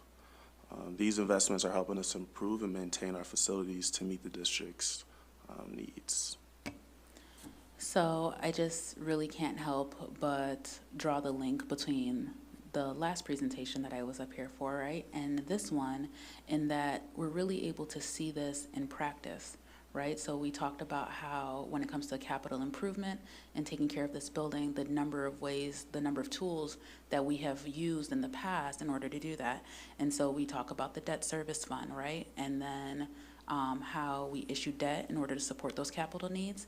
The $600,000 that was transferred from the Ed Fund to the debt service fund, also leading to the 1.3. Because if we didn't transfer that, then that would have been less money. That would have been more money in the Ed Fund, right? But these are the things that we're doing actively, and that you can see right here in order to support those capital needs. We're not just, going to the public and saying we need more money. We are, and also, as Marcus read about the $7 million that we received, which is just outstanding. All of those things are at play. And so I just wanted to go ahead and bring that out. Okay, so factors bearing on the district's future. So, of course, the state of the economy. Even when we talk about CPPRT, that is a reflection of how well businesses are doing in the state of Illinois, right? And so we want to see the economy doing well, because then that is a good impact for our revenue stream. But if it's not, then CPPRT is just one example of what happens. And so always just a factor that bears on the district's future. And then we also have employment contracts with mandatory financial obligations. And so, of course, whenever you're negotiating contracts, you're negotiating based on whatever the landscape is at that time, oftentimes, right? And so, but no matter what comes out of that negotiation process, there are still things that might change that might look different from what was projected 4 years ago. And so you have to contend with that. And so as tax caps, we know that tax caps exist. We know that CPI is going down. And so just a factor, because that directly impacts our largest revenue stream, which is property taxes. And then the cost of the TRS pension system potentially being passed on to the district. or even if it's not passed on to the district, different changes that could come up with TRS if they were to, for example, develop a tier 3, what pressure would that put on the district to then increase the benefits offered to these tier 3 members, just as a hypothetical about what could impact the district's future financially. And so we always are keeping an eye on these things, determining, plan A, B, C, and D for how we can respond if any of these things were to happen, how we are able to pivot. And, we've had an opportunity to talk to the board before about even some changes that we're working to do for next year, whether it be zero-based budgeting, or determining if we need to look at other revenue streams that we can make possible to address our needs. So I think that, questions or comments? Okay, great. All right, thank you. Thank you so much. And I appreciate the time that I've had to look over the audit and spend time going over this. Leah and I did that, so thank you. Questions from the board? Anybody? Leah? Just a positive comment. In reviewing the details of this document, I just wanted to highlight that the Illinois State Board of Education has a system for for assessing a school district's financial health. And there's 4 categories, and the highest category is financial recognition. And it's for school districts with a score of 3.54 to 4. And we have that designation, the financial recognition, with a score of 3.9 out of 4. And I just thought that should be recognized. Great, that is good. Thank you for highlighting that. Yes. And thank you to your department for keeping us there. Yeah, thank you for highlighting, Leah and Pat. I completely agree. We can never say it enough. Just a huge thank you to our entire department, because it can be grueling going through audit season. And this year we had the unique privilege of going through not only audit season, but at the same time that we're doing the implementation for a new financial system. And so getting to do both at the same time was ambitious at best, a death sentence at work, but we made it through. And so just a huge thank you to my team for their commitment, and then also to all of the other departments that work with us to get these, to get to this point. Right. Yes, it doesn't just happen. It's very intentional. And it takes all of you, your team, and everybody else in the district. So thank you. Thank you for leading it. Thank you, Rudy. All right, thank you. Okay, so we are at the action items. The first item is acceptance of the fiscal year 2024 audit report. Can I have a motion for acceptance, please? So moved. Second. Roll call, please. Yes. Yes. Yes? Yes. Yes. Yes? Yes. The next item is approval of the Leonard Schaefer gift agreement and naming of the Center of Performing Arts. So move. Second? Roll call, please. Yes. Yes? Yes. Yes. Yes? Yes. Yes. The next item is the consent agenda, which includes approval of the Black History Month resolution, and we're going to have that read by Liz. Thanks, Pat. All right, I'm happy to be reading the Black History Month resolution. National Black History Month, February 2025. Whereas millions of people were taken from their homes in Africa in chains and were held in slavery, and whereas from 1619 to 1865, slavery was legal in the United States of America, and whereas 12 generations of blacks survived and lived in the United States as enslaved people with an incalculable human cost that continues to impact our society and culture. Whereas, on the eve of the American Civil War, approximately 4 million enslaved African Americans lived in the southern region of the United States of America. And these enslaved people were the descendants of 12 to 13 million African forebears ripped from their homes and forcibly transported to the Americas in a massive slave trade dating from the 1400s.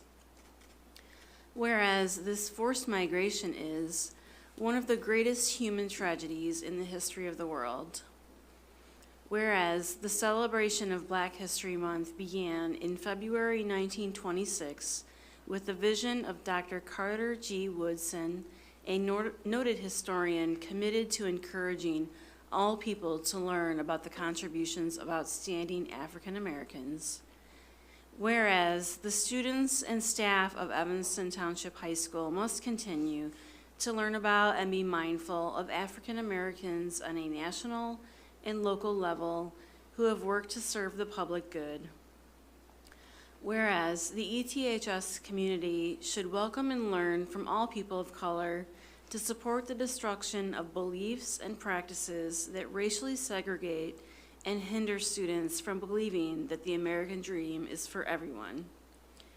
Whereas the ETHS community should also continually dedicate itself to the principle of equal justice for all people, remain eternally vigilant against acts of racism and bigotry, and continue to be a leader in empowering all students through education.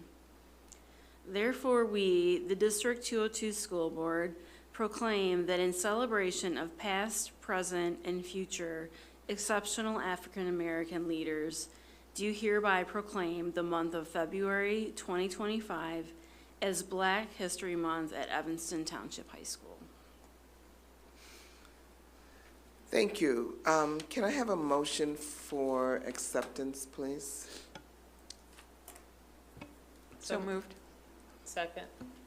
Can we have a roll call, please? Yes? Yes. Yes.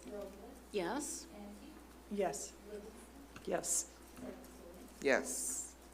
Thank you. Thank you, Liz.